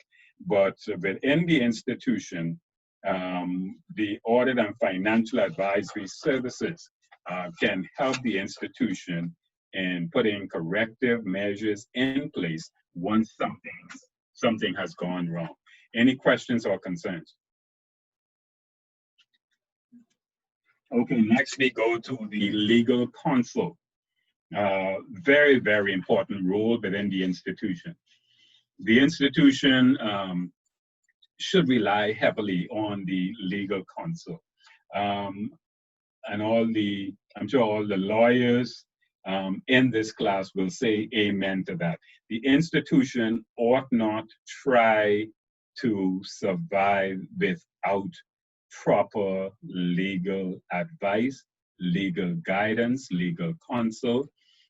This role is critical. We want to say a couple other things about the legal officers, the legal counsel or legal officer. When things go wrong, it's always good to have legal counsel in your corner. Now, in selecting legal counsel, there are 5 things which we would wish that the institution considered. The first one, the legal counsel must be competent. We are talking about financial institutions, and so they must be competent in AML CFT. Don't get me wrong, I know that legal counsel perhaps can learn the system, but they at least ought to have a willingness to learn about AML CFT in the shortest possible time if they don't have that level of expertise. But the legal counsel ought to be in tune with AML CFT matters. Further, the legal counsel should be respected by the regulators. That's always important. When you have a legal counsel who is either not known to or is known to regulators but not in a good light, that can pose some challenges for the institution. And so we say that the legal officer, legal counsel, ought to be a reputable person, and that reputation ought to stand with the regulators and law enforcement agencies, authorities in general. The legal officer also should be able to provide proper advice on decisions that have to be made. In fact, the institution ought not make critical decisions without bringing the legal officer into the picture. Are there any consequences here if we go down this road? Does this offend any law, regulation? Will our decision pose any challenge in terms of us managing other risks. And so the legal officer ought to be a part of the decision-making process. Next, the legal counsel ought to they ought to be in a position where they want to help the institution avoid or at least minimize bad publicity. When the institution has bad publicity, they ought to bring their legal counsel in the picture right away, and it is the legal counsel's responsibility to try to flesh out what has happened and try to look at remedial actions to try to get the reputation back on track. We know that there's a portion of your course material which deals with communication with the media. Just to say at this point, because we are talking about the legal counsel, the financial institution should be very careful how it deals with the media without the advice or at least the good grace of the legal counsel. And the final thing, the legal counsel, it would be good if the legal counsel is experienced in litigation.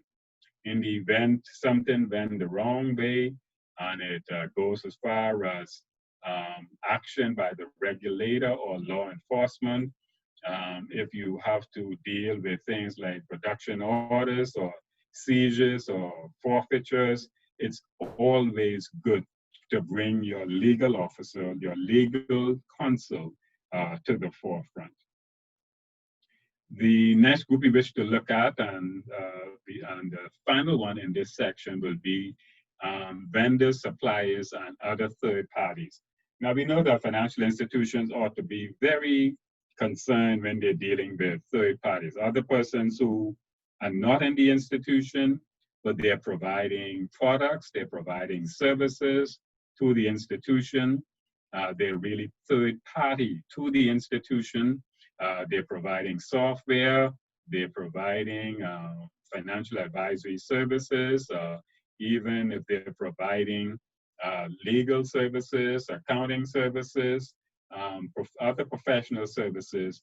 We ought to be very careful that third-party intervention in the institution is critical and ought to be managed properly. The institution would want to be very concerned with knowing who the third parties are, and maybe even go as far as to determine who are some of the associates of some of the third parties, just to make sure that the risk faced by the institution is minimized. Any questions or concerns at this point? The next point we want to look at will be the money laundering reporting officer.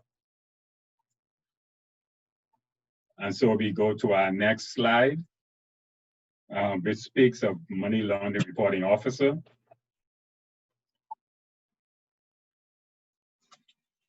Now we know that the money laundering reporting officer, MLRO, this process, the process which this person is involved in has changed over time. When we began decades ago with this whole AML, CFT regime and all of that, to a large extent, the MLRO was really responsible for things like the receiving STR, suspicious transactions report, suspicious activity reports, analyzing them, and when deemed necessary, sending them on to law enforcement or the financial intelligence unit. Now that role has changed quite a bit over the years, and you will see in your material that there are some jurisdictions where this role would have changed even substantially over the years. But we know that the MLRO's role is critical when it comes to the whole business of AML CFT. Now, what we should be cognizant of, and you will see in your material, that the money laundering reporting officer in various jurisdictions. Their roles would have changed over time. If you look in your course material, you will see that in the UK, for example, it says that the MLRO has broader responsibilities, and I'm reading that directly from your course material. It says that the MLRO is responsible to act as the reporting person for STRs, and they are responsible for money laundering prevention, and the business of receiving and reporting STRs is carried out by a nominated officer. So let me say that again. In the UK, you will find that the money laundering reporting officer really operates as a money laundering prevention officer or compliance officer. And there's another person, another role, which is the nominated officer, and that person is responsible for receiving and reporting STRs and SARs. You will find that in Guernsey, the role is different in that the MLRO serves as a point of contact between the firm and the financial investigations unit in Guernsey. And to fast track this, you will see that the firm in Guernsey is required to appoint another person to receive internal disclosures and file reports in the absence of the MLRO. And so Guernsey does it differently. Jersey does it differently. You will see in your material in Jersey that the money laundering reporting officer is required to appoint a compliance officer and a reporting officer. Now, the compliance officer in Jersey is responsible for monitoring the firm's compliance with AML-CFT obligations. That person is also responsible for making relevant reports to the board, also responsible for ensuring that the firm demonstrates how they comply with the money laundering order. Fast tracking, you'll see in the Cayman, you see a different role. The money laundering reporting officer is at the managerial level in the Cayman Islands. The MLRO is responsible for receiving suspicious activity report made by staff. They will carry out the compliance, audit, and sometimes the legal role within the firm. And in the Cayman Islands, the MLRO can also have a person assigned as a deputy to him or her. In Dubai, it's done a little differently, but you can look at that at your leisure. I want us, in the interest of time, to look at some of the various aspects of the role of the money laundering reporting officer. Now, for MLRO to be effective, several things need to be in place. If you want it to be effective, that person should at least be in tune with the receiving of internal STRs and SARs. That person should also be responsible for evaluating the STRs, SARs, SARs based on available information on the customer.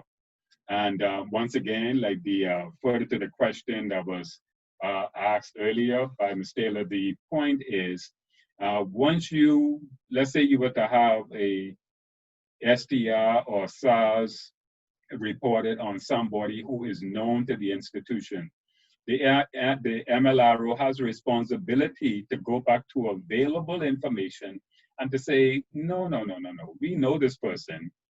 This SAR or STR has no merit, or the converse.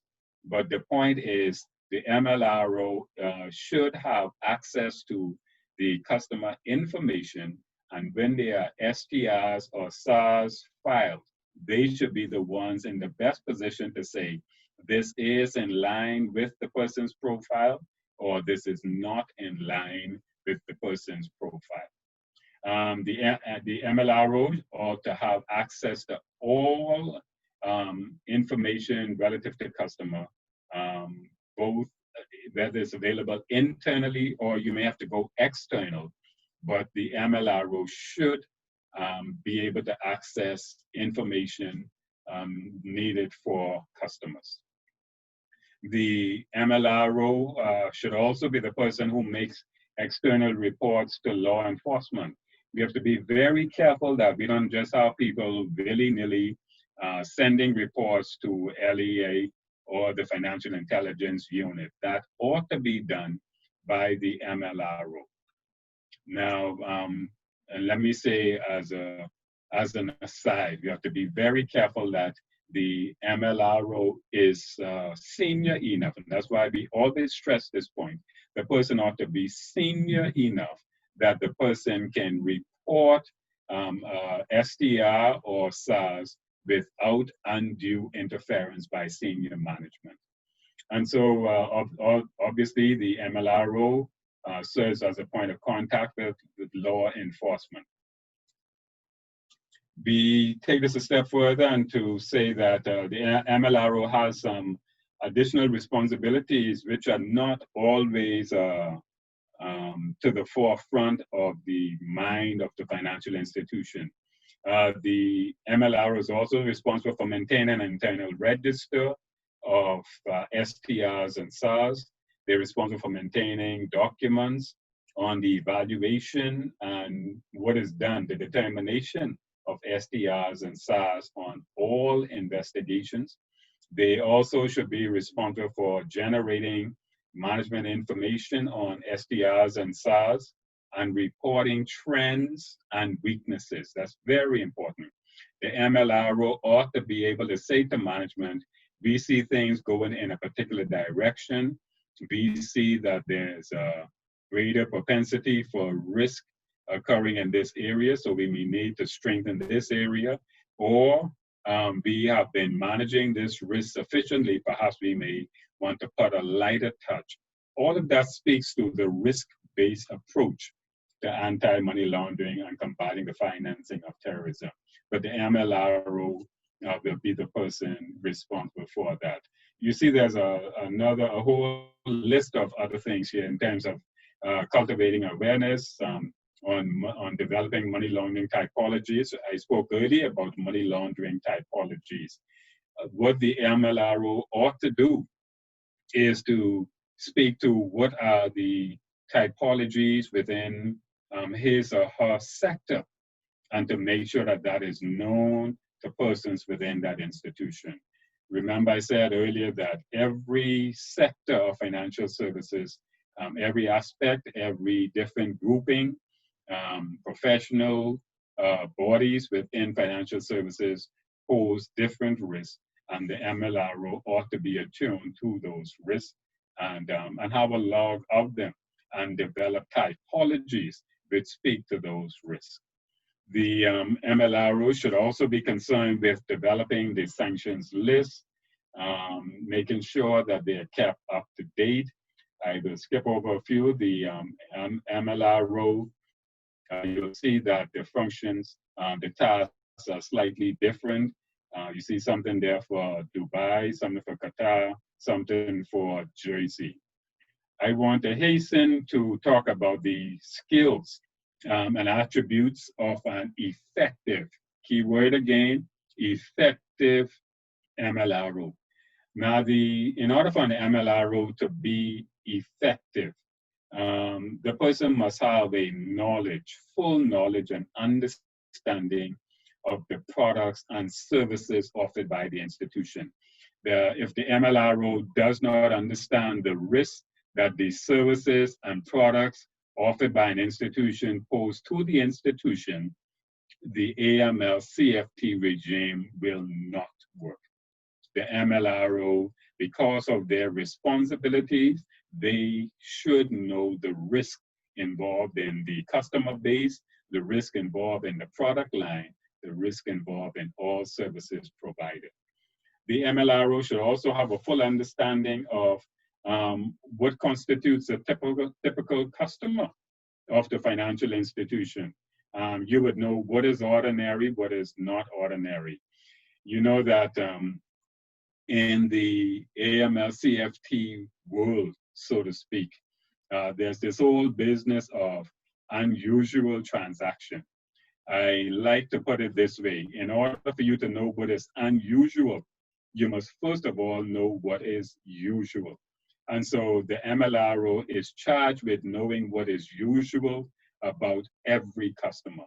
What is the customer's profile? And so when the customer deviates from what is normal, what is usual, then the MLRO can say, okay, this is unusual.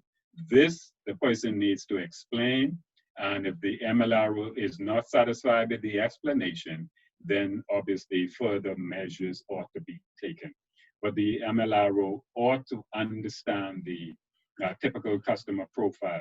The MLRO, in terms of skills and attributes, they ought to be very perceptive. They have to have the ability to recognize when something is not right. You speak of the smell test. The MLRO ought to know when something is wrong. You just have like that sixth sense that something is not adding up, something does not make sense. A person who is good in that area is better poised to make an MLRO. The MLRO ought to be very analytical. The person has to be able to assess information even under pressure sometimes to make the right decision. Sometimes you may get a call from frontline, you know.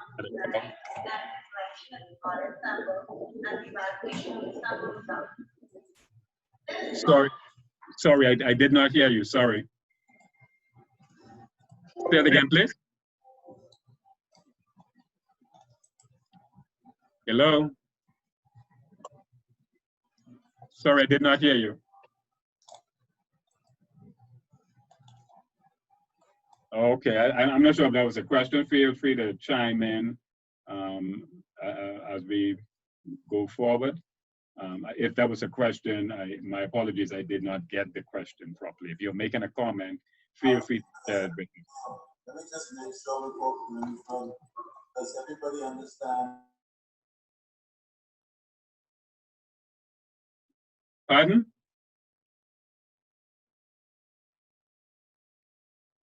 Sorry, it was somebody saying something?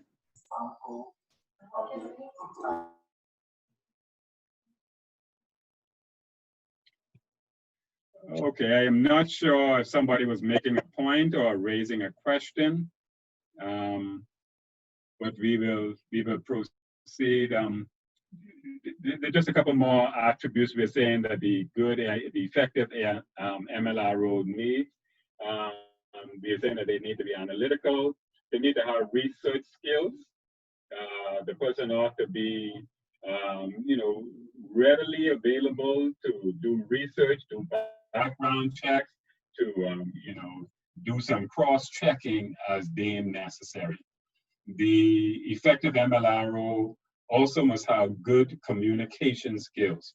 They need the ability to communicate clearly and succinctly, both verbally and in writing, because sometimes, you would have a suspicious transactions report which comes to the attention of the MLRO, but in the interest of time, because it is so sensitive, sometimes the MLRO may need to contact FIU and provide a verbal update, which of course is followed up by a written report.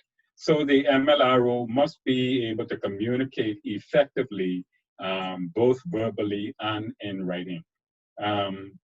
They need to be approachable. If you have an MLRO which is standoffish or people don't feel comfortable talking with him or her, that can land the institution into some trouble.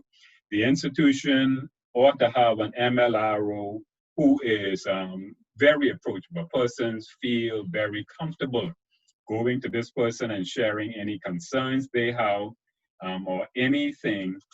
Sometimes they may have some, insights which may not have even been thought of by the MLRO. So if the MLRO is receptive, persons will be more amenable to sharing. The MLRO ought to be a very confident person. The person must be able to make decisions and stand by his or her decision. If you have a person as an MLRO who is always looking over his or her shoulder or second guessing decisions, that can pose some challenges to the institution. So confidence is very necessary. Then the last point in this area will be decisive. The MLRO must be a very decisive person.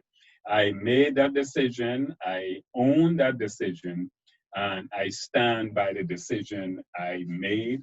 Whether you're speaking to staff members, senior management, the board, FIU, regulator, law enforcement, FATF, CFATF, the MLRO must be very decisive and stand by decisions made.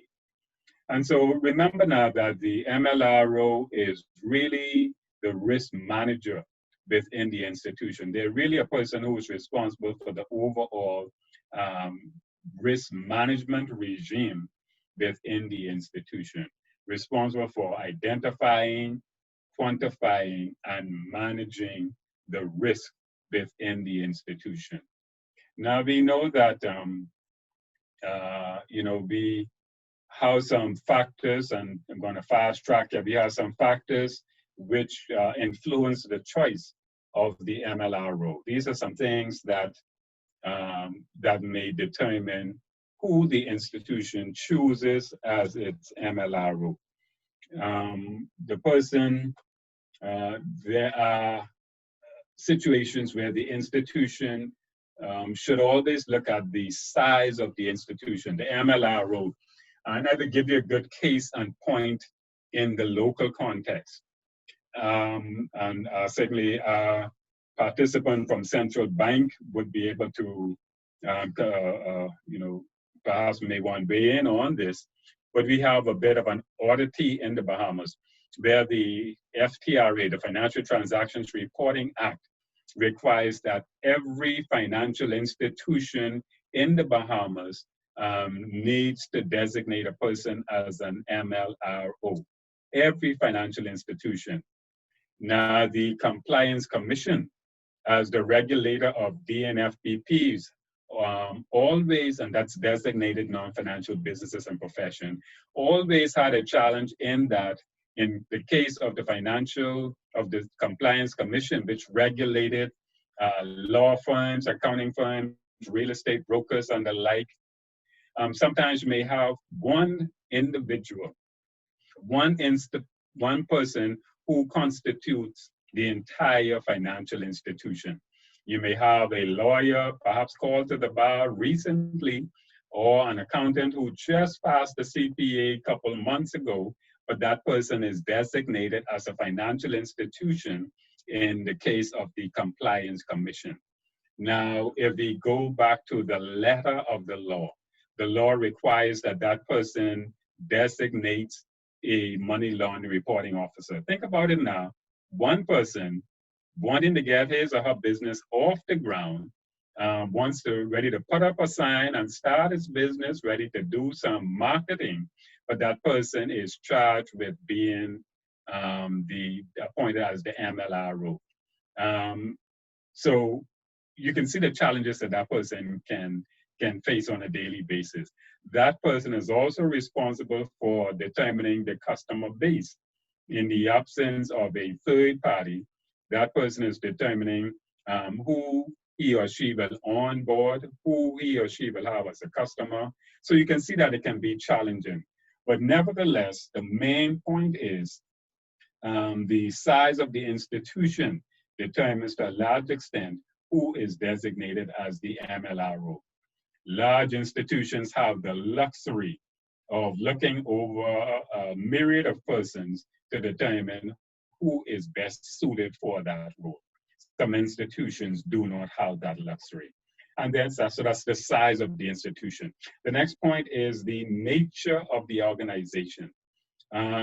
Because of the type of business that a financial institution might be involved in, that might determine who it designates as the money laundering reporting officer because of its customer base, because of the nature, whether or not there's a business that deals with correspondent banking, a business that deals with that is cash intensive.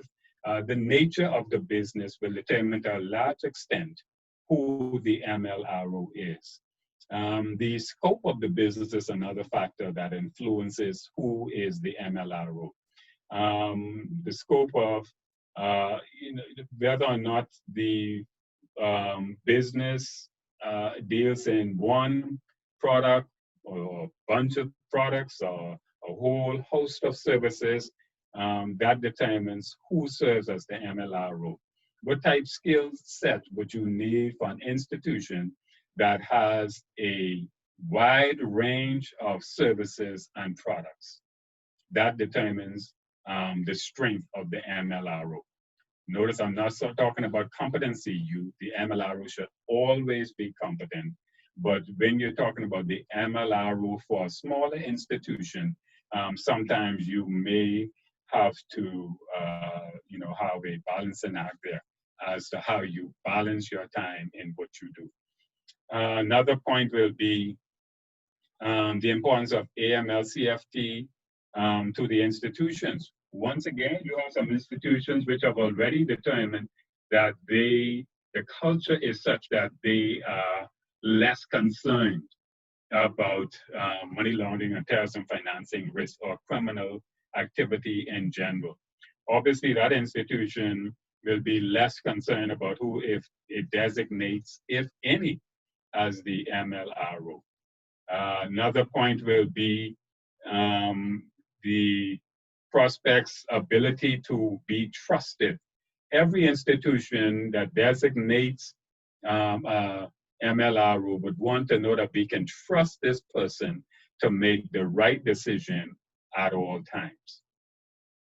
And so the last point we wish to look at will be some of the common challenges facing money laundering reporting officers. The first one that is perhaps most common, even in the local context, even though we in the Bahamas are not the only ones facing this challenge, because I've heard so often that this is a common problem of MLROs, that they are not sufficiently senior. So they lack seniority within the institution. Sometimes their level is way, way down, where they do not have the luxury of making decisions, or they're not a part of the decision-making process within the institution. Sometimes you have a situation where the MLRO may be intimidated by senior management. And this is a reality. I've heard of many instances where the MLRO was minded to take certain actions, but was basically, for the want of a better term, directed by senior management to take a different course of action. That's a problem. And so that's one of the problems faced by MLROs. Another one is lack of resources. When you have an MLRO who does not have adequate resources, that poses a challenge for that MLRO.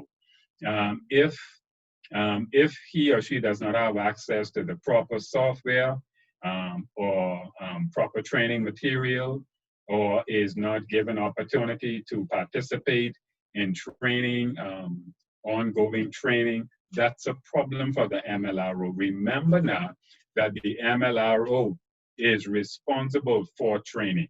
And so when the institution is deciding how to cut its budget or when to cut its budget, unfortunately, training is usually one of the first things that is slashed. And so that's a problem for the MLRO. Another problem is if you have an MLRO who has an inadequate level of awareness of the among staff of the money laundering, terrorism financing risk and the obligation of the institution, that's a problem for the MLRO. If you don't have people in the institution who appreciate sufficiently what all the MLRO is responsible for, that makes that person's job much more difficult. Just another one would be dealing with staff when an STR or SAR is filed and consent is delayed. You perhaps would have heard of circumstances where a SAR or an STR is filed to the FIU or some other LEA, law enforcement authority, and the institution is waiting on consent as to whether or not it can proceed with the relationship with that customer. When that is delayed, that poses a serious challenge for the MLRO, because they need to know sometimes on a daily basis, what do we say to this customer? Persons on the front line are constantly asking MLROs. The person says he or she is going to return tomorrow morning. What do we say? We can only hold them off for so long, because and when LEA is conducting investigations, that can pose a serious challenge for the MLRO, who needs to stall and buy some more time. Another point is poor record-keeping procedures. When you have an MLRO working in an institution where the record-keeping procedures are not what they ought to be, that poses a serious challenge for the MLRO. It poses a challenge in that sometimes the person the MLRO may need information required to make a very, very pertinent decision. Sometimes it's a decision that is time sensitive, but if the record-keeping procedures of the institutions are not robust, are not strong, that can pose a challenge for the MLRO. And so we will see that the MLRO faces a myriad of challenges on a daily basis. Are there any questions or concerns? Yes, I have a question, Levon Certainly. Taylor here. Would you say that the majority of the institutions now have bought into the importance of the role of the MLRO? Because, I mean, the profit line still governs. I mean, MLROs, I think a lot of them are very trained, but then when it comes up to the board, their contributions can be minimized because the board decides in the end. I appreciate that question. In the local context, I am very, very happy to say that when we look at the work of BACO over the years, the Bahamas Association of Compliance Officers, I think that they ought to be commended in what BACO has been doing with respect to making sure that the MLROs and compliance officers are kept abreast of what their responsibilities are, what the common challenges are, and how they may go about addressing their challenges. I believe that BACO has also made some inroads over the years in terms of sensitizing financial institutions in general, and more importantly, at the senior level, at the board level, as to the importance that the MLRO play in the institution. You're right, when it comes to the bottom line, many institutions may, quote unquote, dumb down the role of the MLRO. Some of them may not even have active MLROs, which obviously is a violation in terms of their regulatory obligations. But in terms of the actual role of the MLRO, yeah, there are many challenges. Yes, there are some, one of the other challenges that I didn't mention just now, which we have even seen in the local context, is some of the personal risk which MLROs face on a daily basis. When I say personal risk, I'm talking to risk to their persons, risk to their personal well-being. We heard of instances where some MLROs were even threatened. Their personal safety was threatened. But that's one of those delicate things in this whole AML-CFT regime, which we need to see how delicately we can balance carrying out the AML-CFT responsibility without putting people at unnecessary risk. So you're right, the MLRO face a myriad of concerns. And you're right, even now with profit margins being questionable for a lot of institutions, obviously institutions for the foreseeable future, many of them will be hard pressed to reach the kind of profit levels they would have had in previous years. But again, the MLRO ought to be the one to impress upon the institution, impress upon senior management, impress upon the board. Yes, we know that things are challenging now. Yes, we know that the profit margin has been reduced, but we must not take our mind off the criminal element, which can bring down the institution and cause it to be non-existent. I want to mention again, not to belabor the point, but to say that in terms of all of the risk which a financial institution faces on a daily basis, those risks, the one that is foremost in my mind is reputational risk. Obviously, regulatory risk is critical because of fines and other regulatory action. But when you're talking about reputational risk, the risk that an institution can lose its reputation, that ought to be foremost in the mind of the board and senior management. Because once an institution loses its reputation, they hardly ever bounce back from that. Many institutions have lost their reputation to, being public announcement of some regulatory action or being fined or some other regulatory action being taken against them, which is known all over the world. There's no such thing as local news.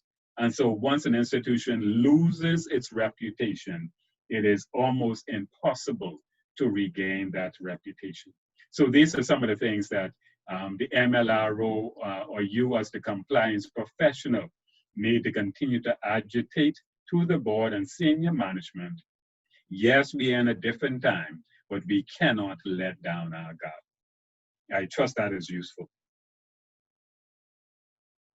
Yes, thank you very much. Okay. Okay, once again, by way of summary, what I want us to do, and this should only take us just a couple of minutes, after which we will wrap up. For those who may have joined us late, I just want to mention the way ahead. We would have dealt with Unit 12 this evening. On next week, Thursday. Next Thursday, we will deal with Unit 13 for about the first hour or so or less, because Unit 13 is fairly similar to what we dealt with this evening, and it is a short unit. But we're going to place most of our emphasis on the assignment on next Thursday. We will go over the assignment in detail. I will provide you with some what I think might be useful tips on how we go about addressing the assignment. I know some of you may not be on pins and needles, but we still have a bit of time, and we're going to help you next week in looking at the assignment. And then on the third week, we go back to our Wednesday meeting, and we will deal with Unit 14 on the third week. What I want us to do for just a few minutes, and this should not take us long at all, is to just look at a couple of the self-assessment questions, which you will find in the back of your manual. We want to look at those for a while. But before we do that, I want to say to you, the things you see on the slide, I want to make mention of them. First of all, I want to say that financial institutions must effectively manage the AML-CFT risk in order to survive. It is very important to have clearly defined roles and responsibilities within every institution. I said earlier, and it bears repeating, everybody within the financial institution plays a role in furthering the AML-CFT program. And the role of the AMLRO is critical to maintaining a robust AML-CFT regime. What I will do before we close out, and we will close out within the next 5 to 10 minutes, I just want us to look at just a couple of the questions in the self-assessment area near to the back of your manual. These will be obviously under Module 5, Unit 12. It asks, the first question, number 1 asks, list 4 factors that may influence the internal design of the AML-CFT compliance systems in place in an organization. And they list more than several. They have quite a bit of a list here. And these we mentioned earlier. The risk appetite of the financial institution, the nature of the business, the diversity of the business, the complexity of the business, the size and scale of the business, the volume of transactions within the business, and the domestic and or international relations, meaning whether or not the institution has cross-border relationship. Let's look at number 3. It says, list some of the key roles and responsibilities of an effective, keyword, effective MLRO. That person, the MLRO, oversees the risk assessment process, that the MLRO ensures that the process of receiving, evaluating, and deciding upon internal SARS and CTRs, currency transaction reports, is effective and appropriate, that staff training on AML and CFT compliance matters are in place, that the MLRO is responsible for keeping the business up to date on AML and CFT developments, and that the MLRO is responsible for managing the relationship with the regulators. I said before, and it bears repeating, that a financial institution which has a good relationship with its regulator is less inclined to get in trouble than an institution that does not. And so we have, let's just look at one more, number 7. How can the MLRO keep up to date? There are many measures that the MLRO can use to keep up to date with what's happening in the financial services sector. One of them is participation in conferences and workshops. Another one is website news services, CPD and events, news texts or bulletins, videos, online products, in-house training, certified professional qualification designations, membership of professional groups and committees. And so what we will do, we will stop right there this evening, and I will give you an opportunity for any questions or concerns you may have at this point. You will see on the screen now that I have placed points of contact for myself. That's my cell number, which also has WhatsApp on it. You can feel free to contact me going forward if you have any questions or concerns. So at this point, we will pause for a while. Are there any questions or concerns at this point?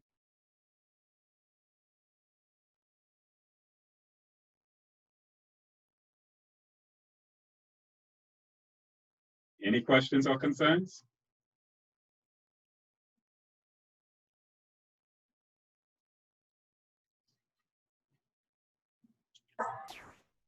What she saying? Okay, there be no more questions or concerns. You on vacation now, yeah, most persons are on vacation. I think that's another conversation that's going on, which might not be a part of our class. We wish to say to you, thank you very, very much for your participation in this evening's session. We trust it was useful.